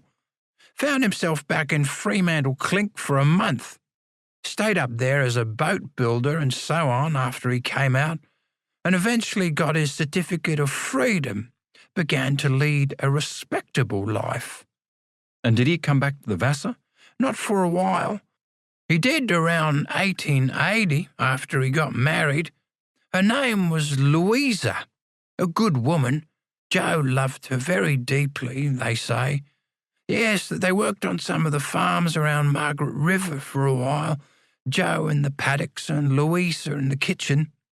Funny thing, in O'Reilly's book Moondine, his escaped convict is led by local Aborigines to a cave in the Vassar where they hoarded all their gold. Silly, but there it is. I don't know if the real Joe ever read that story, but he did find a cave near Margaret River that's still called Moondine's, and he did go down there again to do a little prospecting, but there was no gold to be found in the Vassar. It was all out east at Southern Cross and Coolgardie. Joe and his missus even went to try their hand, but by then Joe's luck was starting to run out. You mention O'Reilly again. Of course, he was behind the most breathtaking escape in the colony's history. The 6 Fenians who got away in the American whaler Catalpa? Yes, that's right. You'd remember that, I imagine. As if it were yesterday. That's the thing about being old, as I dare say you'll find out. It's today we have trouble remembering. The past is always vivid. Can you tell me the story? Right on cue. Let me think. When was it? 1876, yes. I'd got me freedom by then and were working back in Fremantle. So of course I was there on the spot, wasn't I? Living through all the drama of it. The colony nearly finding itself at war with the United States of America. The authorities bursting with fury and demands for justice. The rest of us laughing ourselves sick. Well, us old lags were, at any rate, and all the Irish folk. The girls had an extra spring in their step at the next dance, I can tell you. The whole Catalpa plot began not long after O'Reilly reached America, didn't it? The journalist sought to get his wayward subject back on the tram lines. Yes, he settled in Boston, I believe, and got a job on one of the newspapers as a reporter, just like you, Mr. Cribben. The Globe, I think. Eventually became the editor, and maybe you will too one day, eh? But he never forgot his fellow Fenians still imprisoned at Fremantle, and a promise to help them escape as well. I think of the 62 Fenians who came out in the Hougoumont. Most of the civilian prisoners had been pardoned by then and moved to Perth and elsewhere, from memory. Eventually, yes. But there were still 7 of the military prisoners convicted of treason and mutiny at Fremantle. The government was making an example of them, and one of them, a fella called Wilson, smuggled out a letter to America pleading for help.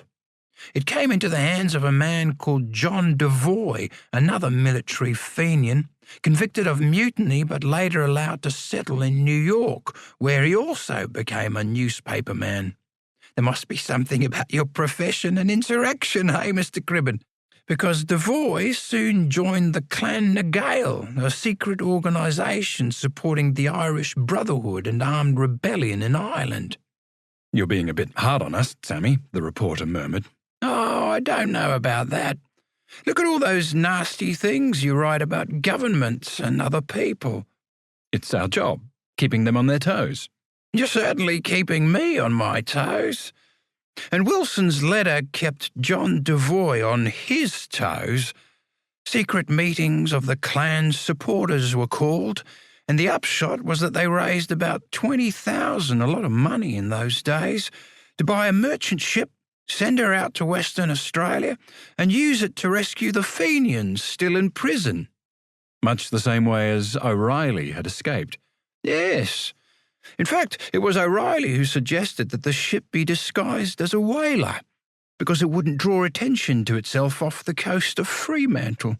It was a good idea, which the Clan adopted, and they bought a 3-masted whaler called Catalpa for $5,500. She was put under the command of Captain George Anthony, himself a whaler and a man of remarkable ability from all accounts. He had charge of fitting her out and selecting the crew. And when Catalpa left New Bedford in 1875, supposedly on a whaling voyage, only Captain Anthony knew the real purpose of the expedition. He told nobody the secret, not even his first mate, until much nearer the rescue attempt. Didn't they do some whaling to maintain the disguise? The journalist dredged his own seabed of memory. I believe they landed a couple of 100 barrels of whale oil when they reached the Azores. Old Sammy sniggered. People used it to light their lamps in them days. That or candles. It wasn't like today. Flick a switch and turn on the electricity. You youngsters have it too easy. Age, as always, admonishing youth. But Joshua Cribben was equal to it. My folks still used lamps on the farm. We children had to trim the wicks and fill them every day. That were different. You have kerosene. It was the journalist's turn to laugh. Go on. Where was I? Why are we talking about kerosene lamps? Whale oil. Oh, yes. Well, it wasn't until the Catalpa left Tenerife that Captain Anthony told his mate the real purpose of the expedition. He was a bit worried because the mate could have turned nasty, having been lied to all that time. But as it was, Samuel Smith, that was his name, willingly agreed to help with the rescue. And so, easier in mind, they faced the slow voyage down the Atlantic and across the Indian Ocean to the coast of Western Australia. It was a hard sail. They were hit by storms. Some of the crew deserted and they had to find replacements. There was constant trouble with the chronometer until they bought a spare one from a passing ship. And there was one strange thing. What's that? As they were nearing Australia, Catalpa spoke an English ship heading for New Zealand. Captain Anthony went aboard her and had a pleasant hour talking to the captain. Quite by chance, Anthony asked if he had any detailed charts of the West Australian coast, and the master said he did. In fact, according to Anthony, he'd been the skipper of the Hougoumont. You know, the last convict ship. The one that brought the Fenians out to Fremantle in '68. He fetched a bundle of charts he'd used on that trip and said to Captain Anthony, "Help yourself," which he did. What a coincidence. Is it true? Apparently that's what Anthony said. The Catalpa spirited the escapees away using the very sea charts that had brought them to the penal colony in the first place. There was another pause as the implications settled in their minds. It was a long sail, Samuel went on at last. It wasn't for 11 months after leaving New Bedford that Catalpa sighted her destination and dropped anchor off Bunbury at the end of March '76. Now came the hard part, the actual rescue. And the first task was for Captain Anthony to make contact with the local end of the operation. There was a Fenian agent already in Fremantle, wasn't there? A man called Breslin? 2 of them, actually. One was John Breslin, who posed as a wealthy financier named James Collins, looking for investment opportunities in the colony. In truth, he was a strong Fenian supporter who'd arranged the escape of one political prisoner from an Irish prison already before fleeing to America. The other was Thomas Desmond, who called himself Johnson and took a job as a wheelwright, though his real mission was to recruit sympathisers who would cut the telegraph wires between Fremantle and Albany on the day of the escape, which he did, very successfully. I saw a photograph of Breslin when I was reading up for this interview. He certainly looked the part of a plutocrat. To be sure, Mr. Cribben. A strong, good-looking man with a large Victorian beard like a shovel and manners that could charm the birds off the trees.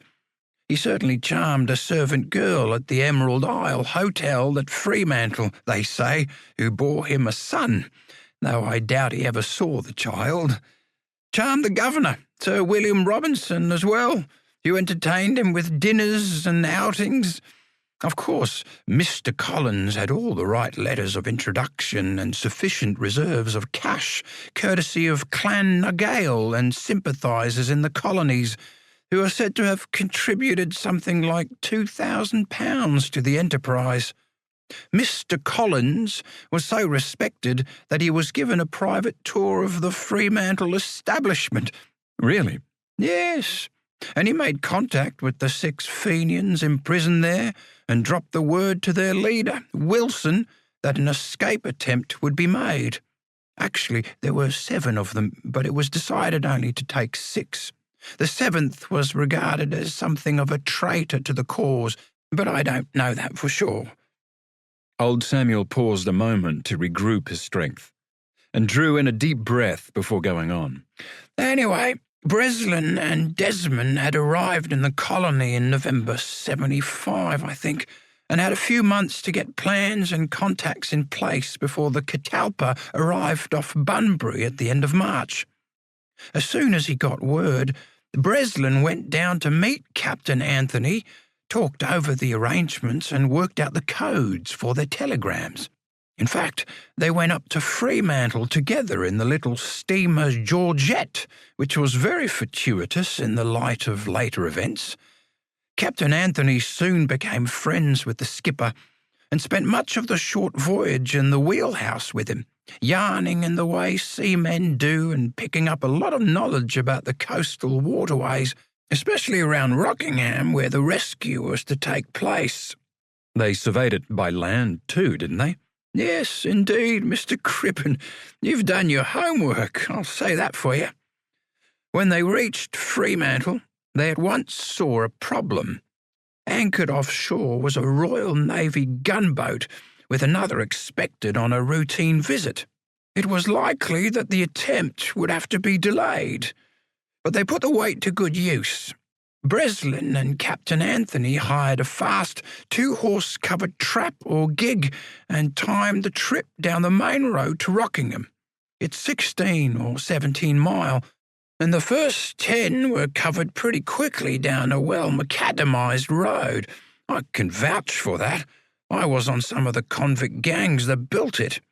But after that, the road to Rockingham became fairly hard going, and the last part from the town to Cape Peron was just a rough track through the scrub and sandhills. The whole trip took 2.5 hours, near enough, but it served its purpose. They found a good stretch of hard, sandy beach just near the point, and Captain Anthony raised a wooden marker post and declared, "Here I'll meet you with my boat, if God spares my life." Very theatrical. Very Irish. Ain't it, though? But I suppose the Irish always did have a sense of occasion. And what happened then? Well, Breslin returned to Fremantle. Captain Anthony took the mail coach to Bunbury, a good 1.5 day journey then, to await the coded telegram to say the coast was clear, the Navy ships had gone, and the escape was set. Even when it came, there was still more delays. He would have been off Rockingham on Good Friday, when the prisoners are all kept inside the jail. Next thing, he discovered a runaway convict on board his ship and had to hand him back to the police to avoid suspicion. Then a storm came up. The Catalpa dragged her anchor and risked foundering on a sandbank, which put things back another day. A series of misfortunes, the journalist remarked. Yes, but it all worked out in the end. The captain telegraphed Breslin, got the signal, and Catalpa left Bunbury on the Saturday morning. By midday on Sunday he was off Rockingham, and late that afternoon Captain Anthony put his ship in charge of the first mate, Mr. Smith, telling him to stand well out to sea and keep a sharp lookout, launched the whaleboat with a sail and a crew of 6, and set off for the shore. He didn't land that night, but shipped oars and waited off the coast. Even hit a bit of a gale, but landed safely at the chosen spot on the beach just after 8 o'clock that Easter Monday morning to await the arrival of your passengers. The hour had come. Quite so, young man. You've a nice way with words. It was just after 8:30 for all of the actors in this little drama, for Captain Anthony and his crew on the beach at Rockingham, and on the coast road at Fremantle, just around the corner from the prison, 2 covered traps were waiting with Breslin, Desmond, and another agent called Kelly, armed with weapons in case they were needed as the 6 Fenians began their escape. They were all working outside the jail that morning, a stroke of luck. Another lucky break was that a good many of the guards and their families had gone off to watch the Easter Monday regatta on the river. I was there myself, as a matter of fact, though I kept well out of their way. So, in 1s and 2s, their leader Wilson passed word to the overseers that the men were required elsewhere, and off they went, around the corner to where the traps were waiting, slid inside, put on long coats to disguise their convict clothes, and took up a revolver or pistol. How did they know to do that? The journalist asked. How did they know this was the escape attempt? Wilson had given them the word. Breslin told them on the Saturday that Monday morning was it. But, how did Breslin do that? They were prisoners and he was a civilian. Well, Mr. Collins was a well-known figure about the town. The guards would have recognized him from the previous visit. And Wilson? Oh, I see what you mean. Wilson and a couple of the others had been very well behaved and had become so highly trusted they were made what the system called constables. Convicts who had charge of a work party, say, under the direction of a warder, or were used to carry messages and so on, like O'Reilly had been. They had a bit more liberty than the rest of us, could move around. It wouldn't have been regarded as too unusual for the respectable Mr. Collins to see Wilson from time to time outside during his strolls around the town and exchange a quiet word with him. I understand it now. Yes, these constables first class got a much higher gratuity than us ordinary convicts. 8 farthings, 2p a day. Just like our tuppenny orderly Bob here, riches. Samuel cackled and paused a moment to let his joke sink in, before continuing. Anyway, once the 6 escapees were in the traps, off they set quickly down the road to Rockingham. Oh, how both horses and men must have galloped and sweated on that long race. 2, 3 hours, not knowing if the alarm had been given, even with the wires cut, if they'd get away or have to shoot it out, uncertain if the ship and the whaleboat would be where they promised. The agent, Kelly, stayed behind in Fremantle for a while to see if the alarm would be raised. Nothing. So he rode like the wind on horseback to catch up and tell them that all was yet quiet. But of course it wasn't. No. Somebody seen them. Somebody told the coppers, and they were already in pursuit. Worse, Captain Anthony discovered a jetty stacked with timber only half a mile down the beach from where he was waiting, and was told that the steamer Georgette was on its way to pick up the load. The ship he and Breslin had taken from Bunbury to Fremantle? The very one. You're a good listener, Mr. Cribben. And there it was, the Georgette coming around the point just as the horses pulling the traps breasted the sandhills and swayed down to the beach. Quickly, Captain Anthony ordered his crew to pull the whaleboat into the sea and for the convicts to get aboard and lie down on the bottom. Of course, the crew, being mainly Malays and Kanaks, didn't understand the language properly and thought they were being attacked by men armed with rifles and 6-shooters. It took a bit of persuading and seaman's lingo for them to let the others aboard, and it was a good thing they did, for just as the boat had pushed off and was in open water, over the sandhills came a troop of 8 mounted police armed with carbines. But the beach was deserted of people. All they found were the empty carriages and fagged-out horses. The whaleboat had got away. Did they fire on the escapees? Fortunately not. As the convicts were lying down, the traps couldn't be certain they were there. All they could see from shore were the seamen rowing, Mr. Collins, Captain Anthony, and a couple of other civilians sitting on the thwarts. And had they fired, they might have shot and killed an innocent man. And fortunate, too, that Georgette didn't see them. Night was coming on when at last they saw Catalpa standing off the end of Garden Island. Remember that? Sulphur Town and another convict escape by boat. Sam thought to himself, before continuing. But it was too dark to get to her, and the wind was rising. So there was nothing for it but to spend another night at sea in the whaleboat, heavily overloaded with 9 more men this time. How many would have been in it? Old Sammy stopped and slowly enumerated on his fingers. About 16 altogether, I reckon. Captain Anthony, his 6 crew, 6 convicts, Breslin, Desmond, and Kelly. And these boats are built to hold, what, 8 to 10 people? Quite so, Mr. Cribben. You can count as well, I see. The gunwales were just a few inches above the waterline, and they were in constant danger of being swamped. It was only that they emptied some water barrels and used them to bail out the sea that broke over them that the whaleboat stayed afloat at all.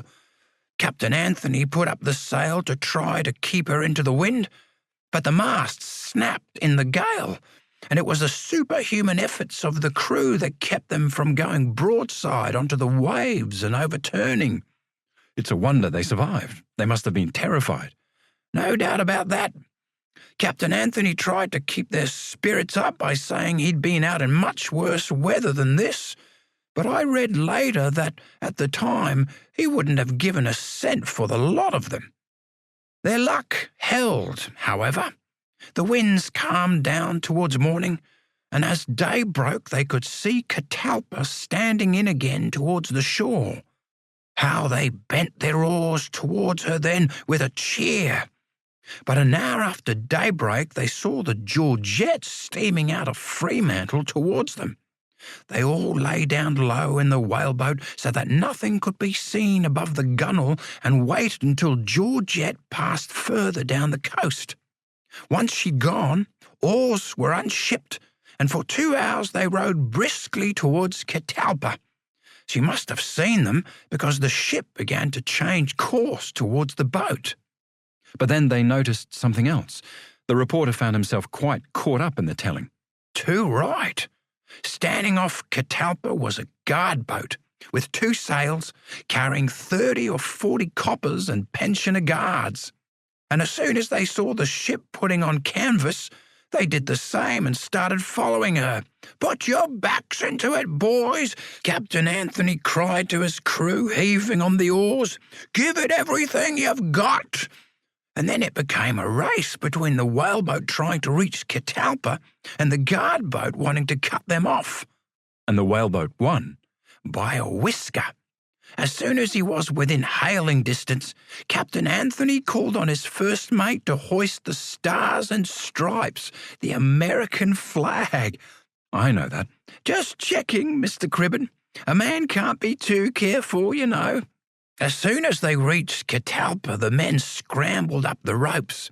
The whaleboat was hoisted on the davits, and as Captain Anthony stepped onto his deck once more, the guard boat passed across her bows. How the men rushed to the rails then and began shouting and jeering, waving their rifles and calling fond farewells to the screws, many of whom they knew by name from the prison.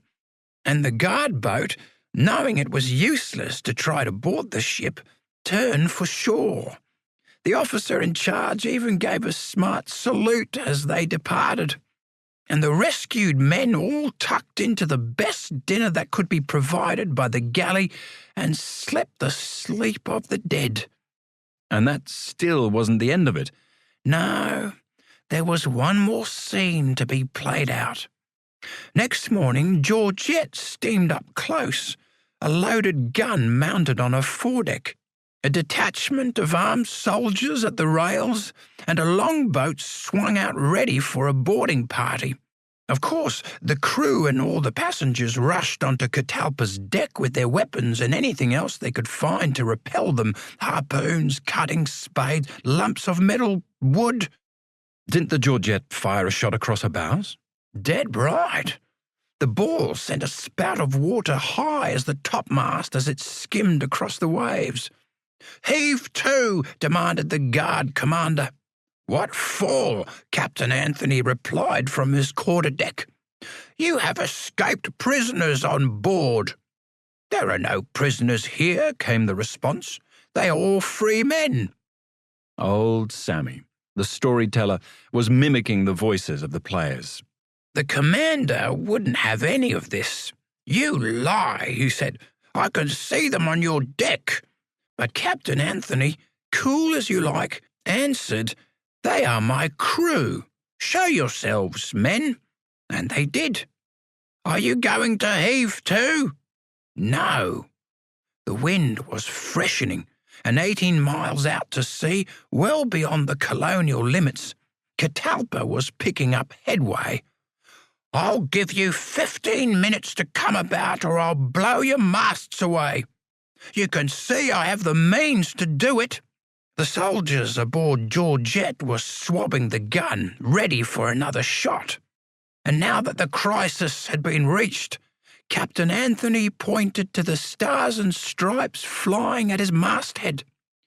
"This ship is carrying the American flag, and we are on the high seas." I warn you that if you fire on me, you are firing on the flag of the United States." And this shot went straight home. It was enough to sink the Georgette, or at least the purpose of its mission.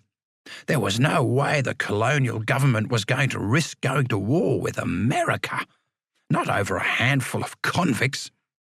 The Georgette followed Catalpa for an hour or so, circling her from time to time, but at last she turned tail and headed back to Fremantle, and Catalpa began her long voyage home.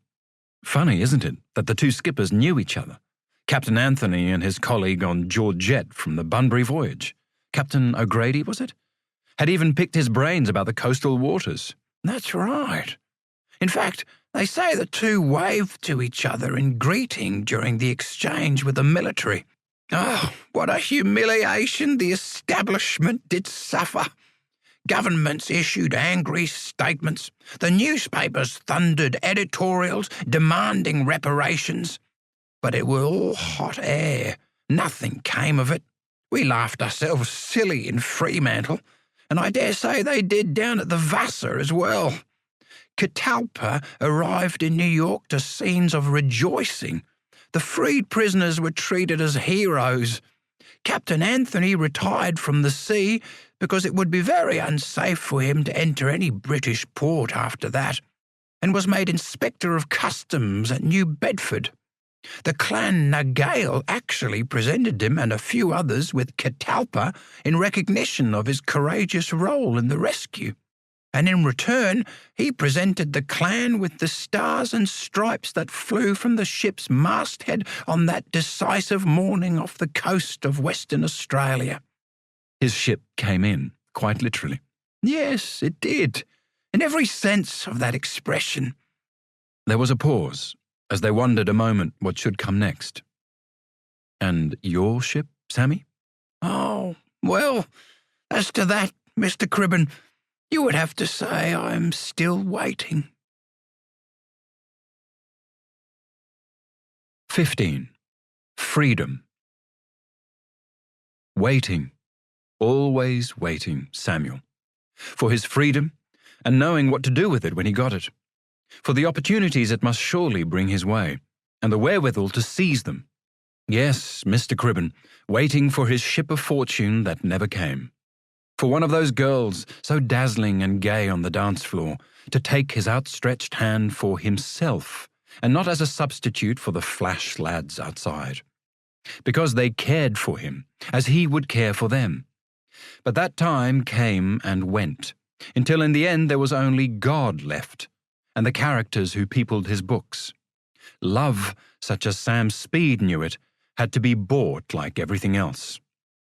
Waiting, with so many other destitute lags whose time had also expired, in the old men's home, as he had for half a century near enough. Waiting to die. And now he was the last one left of them still breathing. Which was something, surely. An achievement to be remembered, the gift of a long life, with a newspaper reporter sitting beside his bed and asking how he did it. If I knew the answer to that, Sonny, I would bottle it and sell it, make a packet, with a laugh. Nothing too maudlin or too grim, like the boss had said. The answer to what, Sam? Joshua Cribben hadn't yet asked his question. Oh, nothing. I was just thinking. Hey, Bob, changing the subject quickly. Give us a hand to straighten myself up, will ya? The truss straps are slipping and the hernia's hurting again. He'd slid further down the bed himself, in the drama of the Catalpa performance. It's the old trouble, with a nod to the reporter. "You're getting yourself too excited, Sammy," the tuppenny orderly remarked, as he rose from the neighbouring bed, put his hands under the old bloke's shoulders and, with much fussing and scrambling of legs and feet under the sheet, got Samuel back into a sitting position. "All this talk of escapes, has it been too much for him? Do you think we should stop now?" The reporter sounded worried, for the photographer still hadn't arrived. No, Mr. Cribben," Bob said. "Sammy's fine. He just needs settling. He thinks he's going to escape himself, old-timer?" He turned with a benign chuckle to his patient and began plumping the pillows. "And you're not going nowhere, are you?"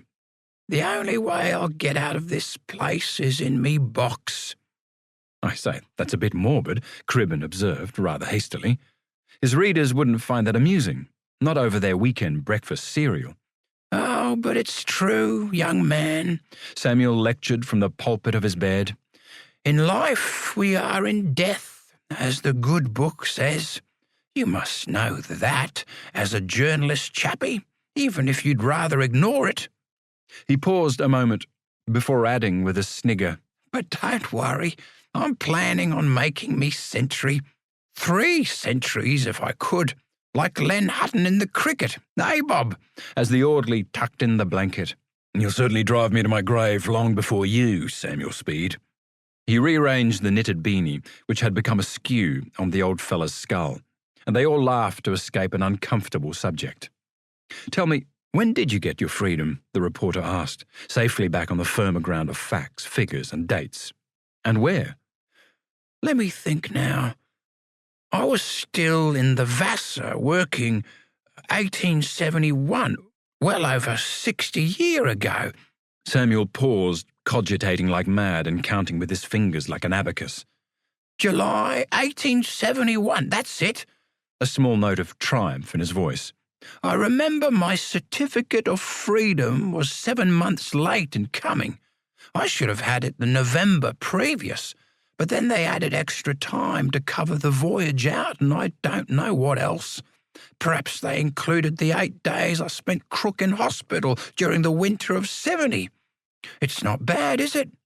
Queen Victoria sends me out here without the option, makes me pay back the fare, and then takes a second helping by filching more of me time. Governments, they're all the same, never change." Cribben thought it seemed reasonable enough, though he sensibly kept this opinion to himself, and asked instead, "What did you do when your certificate came through, Sam?" "I went into Bunbury and got plastered." Cribben laughed out loud. "I thought you didn't drink." "Not the hard stuff," Bob the Tuppenny exclaimed, with a note of wonder in his voice. This was an aspect of Sammy Speed he hadn't seen before. "I don't, and I didn't." Querulously. The old chap usually didn't mind a joke against himself, often told one, indeed, but he was suddenly afraid of having his reputation sullied in front of the Mirror reporter, and find himself publicly lumped in with the habitual drunks that frequented the old men's home. A not dissimilar thought had occurred to Joshua Cribben as well. "But you just said you propped up the bar of a Bunbury hotel." "There you go, Mr. Cribben, making things up again. I didn't prop up no bar. I bought 2 bottles of beer, took them down the beach, drank them, and was sick as a pig. Weren't used to it, see? I spent all night sprawled in the sand dunes and woke up next morning with a head like a dunny, and vowed I'd never touch the stuff again. And I haven't. Not often, anyway, as an afterthought. Not so as to get boozed." Bob the Tuppenny laughed at the thought of it. Sammy Blotto. He was unsteady enough on his pins at the best of times. "And what else did you do?" There was a note of resignation in the journalist's voice as yet another storyline went out the window. There was not a lot in the life of Samuel Speed except his longevity to titillate the customers. "When I sobered up, I went back to my lodgings, put my head under the pump, and slept for 3 hours. As if he were giving evidence in the police court. I then went to the association library and borrowed a book." Of course he did. And what book was that? "Pickwick Papers" by Charles Dickens. I'd been waiting to read it for a long time, and a copy had just come in. "It's an entertaining story," said Cribben, if rather old-fashioned in a private aside. "I hope you enjoyed it." "It was the best present I could have been given to celebrate my liberty. I still rejoice in it."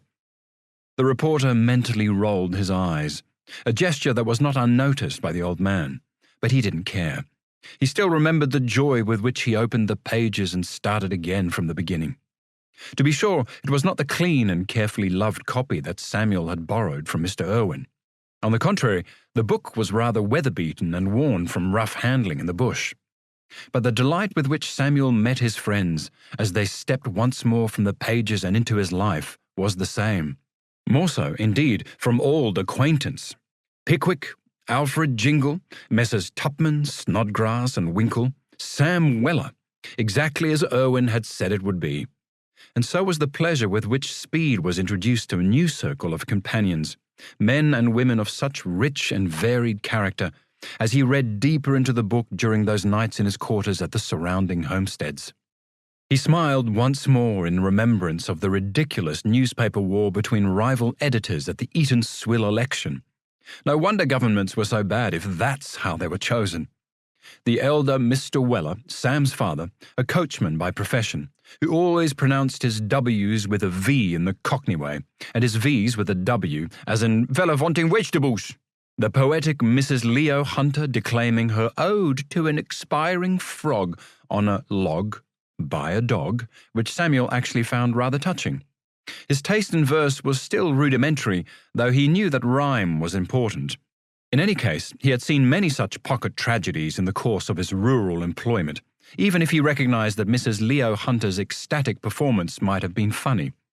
Above all, there was the running narrative throughout of Mr. Pickwick being sued for breach of promise by his landlady, Mrs. Bardell, of his losing the case but refusing to pay either the damages or the costs of her lawyers, the unscrupulous Dodson and Fogg, progenitors of many a legal firm offering a no-win, no-fee service that didn't turn out to be quite what it sounded, and of Pickwick thereby being committed to the debtor's prison in the Fleet.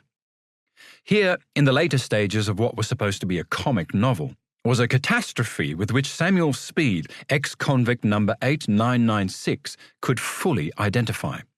And he burned with the injustice of it. He knew all about wrongful convictions, and was at one with Mr. Pickwick in refusing to yield to it. Of course, he was a gent and had the means to do so, whereas Mr. Speed did not. Sam knew all about the insides of prisons too, and their hatefulness. And he wasn't at all upset that the slimy Alfred Jingle, or subsequently Mrs. Bardell herself, had ended up in the Fleet as well.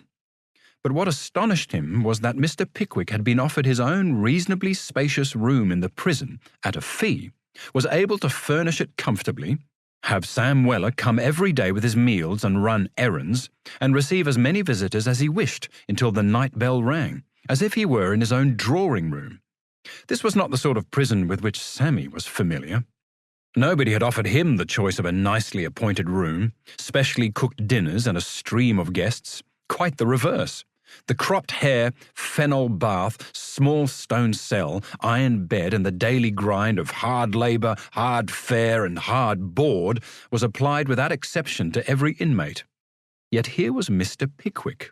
He was a rich man, and that made all the difference in them days, Old Samuel muttered to himself. Still does. And understood that this was another reason why the experience of reading Pickwick at the time of his freedom had remained so influential for the rest of his life. What was that about a rich man? The questioning voice of the newspaper reporter intruded once more into the old man's reverie. Did you make your pile and then lose it, Sammy? Anything for a story. No, Mr. Cribben. It was somebody else. It had taken Samuel months of reading and several painful interviews with the association's secretary, pleading for an extension to the library loan before he finished the book. But the thing was that when Sam did at last return Pickwick, it led him to other stories by Mr. Dickens. David Copperfield, for a start, then Oliver Twist, and a little later to Great Expectations and the convict Magwitch who still stalked his dreams. Not always in an unpleasant way necessarily, for Samuel had known real ones who were much worse. John Williams, for instance. No, it was mainly because Magwitch was one of those lags who'd made his fortune in the colonies and gave it all to young Mr. Pip, whom he'd so terrified into bringing him food as a child. Samuel knew perfectly well, of course, that such expectations were hardly ever realized, and that most expirees remained shackled to the working class with the shameful placard "Bond" forever hung around their necks, until at length they fell into penury and dependence on a public institution again, just like himself. But that didn't stop them aspiring to fantasies of wealth. And even when Sam Speed, in his honesty, eventually was forced to admit that his treasure ship would never come home, it didn't prevent him from continuing to project those hopes onto others. Who, Sam? The insistent, prying, irritating voice of the journalist stung like a mosquito in his ear. Tommy Jones. It blurted out, just like that. Who's Tommy Jones? You haven't mentioned him before. Haven't I? No, perhaps not. He was the mate convicted with me of burning the barley stack. And did he become rich? I don't know, Mr. Cribben. I like to think he did. I seen him once, just before he went off to New South Wales, Newcastle, heading for the goldfields. But whether he struck it rich or not, I can't say. I never heard from him again. Where did you see him? In Fremantle, early part of 75, I think it was. About that. Did I tell you that I'd moved back to Fremantle by then? Yes. Thought so. Funny, isn't it? I couldn't wait to escape from the place when I was a prisoner, and here I was with me freedom living back there in the shadow of the jail once more, like a villain returning to the scene of the crime. Well, I was getting far more interested in the gardening side of things, you know. He added this last bit hastily, lest the conversation did in fact return to the crime. The kitchen garden, rolling the lawns, tending the flower beds. I was 30-ish, see, and the back not able to lift too many heavy sacks and logs no more on the farms, and the old eye was starting to give trouble. So, when the family I was working for in the Vassar bought a house in Fremantle and asked me to help with the garden, I jumped at the chance. We travelled up from Bunbury in the Georgette, them up top, and me in steerage. That's the little packet steamer that was involved with the Catalpa a bit more than a year later. Strange, isn't it, to think I might have been there at the famous encounter. Could have been part of history. What am I telling you this for? The old man paused, fumbling around in the here and now for a reason. Your pal, Tommy Jones. Oh, yes. We hadn't been back in Freo for more than a few weeks. I was returning to my lodgings one day after work when I saw him strolling down the street towards me, large as life and twice as cocky. Recognised him at once. Course you did.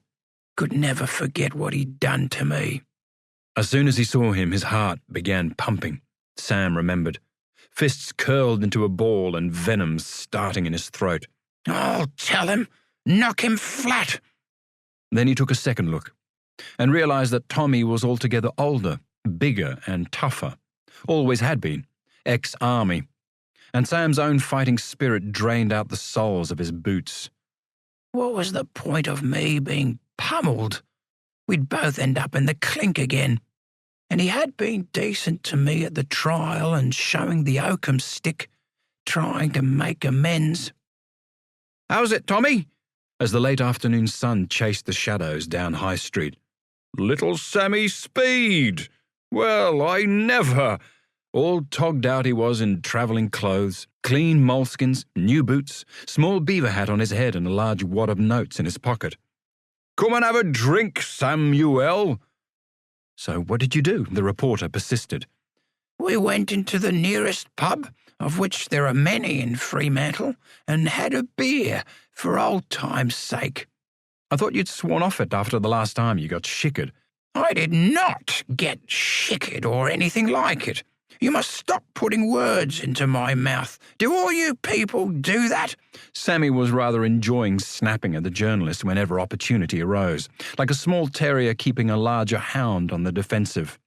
I was particular careful what I drank, as I had very little money in my pocket, though Tommy had a bundle, offered to keep on buying. It was very different to the last occasion they met as free men. Both were starving then, begging for a halfpenny on the road out of Woodstock. But this time I were afraid of what I might say if my tongue got loose on liquor and started running at the mouth, and so I only sipped the glass. "I suppose you had a lot to catch up on. What you'd been doing out here." Oh, yes, all of that. He'd been up too, Jay, way even before I arrived on the Belgravia, so naturally we hadn't seen each other.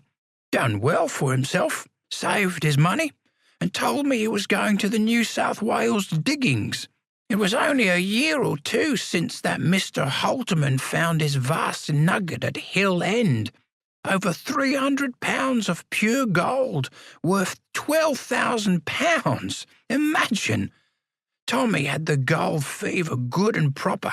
Asked me to come along with him. Why don't you? We could both strike it lucky. I ain't got enough saved, Tommy. That's all right. I can stake you till you find your feet. Got more than enough for two. Make up for what happened, eh? Back then. I don't know.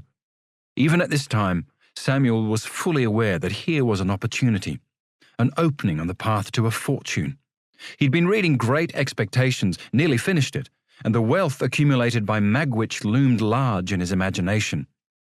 But faced with the need to make a decision, he hesitated, unsure which choice to take. What if he didn't strike pay dirt but only mullock? He'd be in debt to his nemesis Tommy Jones for the rest of his life. And he wasn't as strong as he used to be.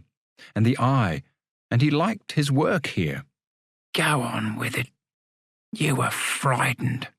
And besides, he knew what transpired last time he had any personal association with Mr. Thomas Jones, Esquire, baker and pastry cook, late of the Royal Engineers.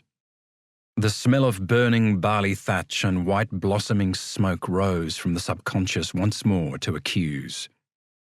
Let me think about it, Tommy. Well, don't think too long, Samuel. The ship leaves the day after tomorrow. I'm staying at the Emerald Isle, another tenuous connection to the Catalpa story. Let me know if you're coming with us. And did you? No, Mr. Cribben, I never did. I thought about it, often wished I had. Wondered if Tommy had his big strike. Hoped so. It would have been nice. But no, in the end I stayed here, and his ship sailed without me. Well, you know, everything. I had me gardens. I worked for some of the big families around here. Oh, yes. Trying to keep any regrets and tears for what might have been out of his voice. Merchant families, mostly. The Mannings of Fremantle. Their old man built that big stone house they called Manning's Folly in Pakenham Street, down near the waterfront. Turned it into a warehouse later, until they pulled it down 10 years ago. Lovely walled garden, and other houses they had. The Batemans, too. Big interests in whaling. They built a tunnel there under the old prison they called the Roundhouse on the cliff, to carry their goods up from the beach into High Street. Business is still going strong, I hear. And the Samsons are another firm still thriving, father and sons.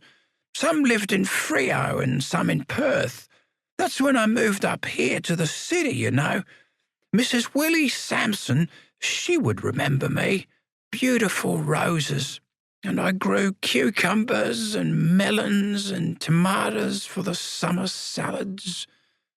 Samuel's voice trailed off into the shallows of reminiscence and irrelevant detail as the emotions stirred by talk of Tommy Jones kept infiltrating like bandits to subvert. Had he struck it rich at Galgon? Gone home to England as a swank at last? Did I make another blunder not going with him?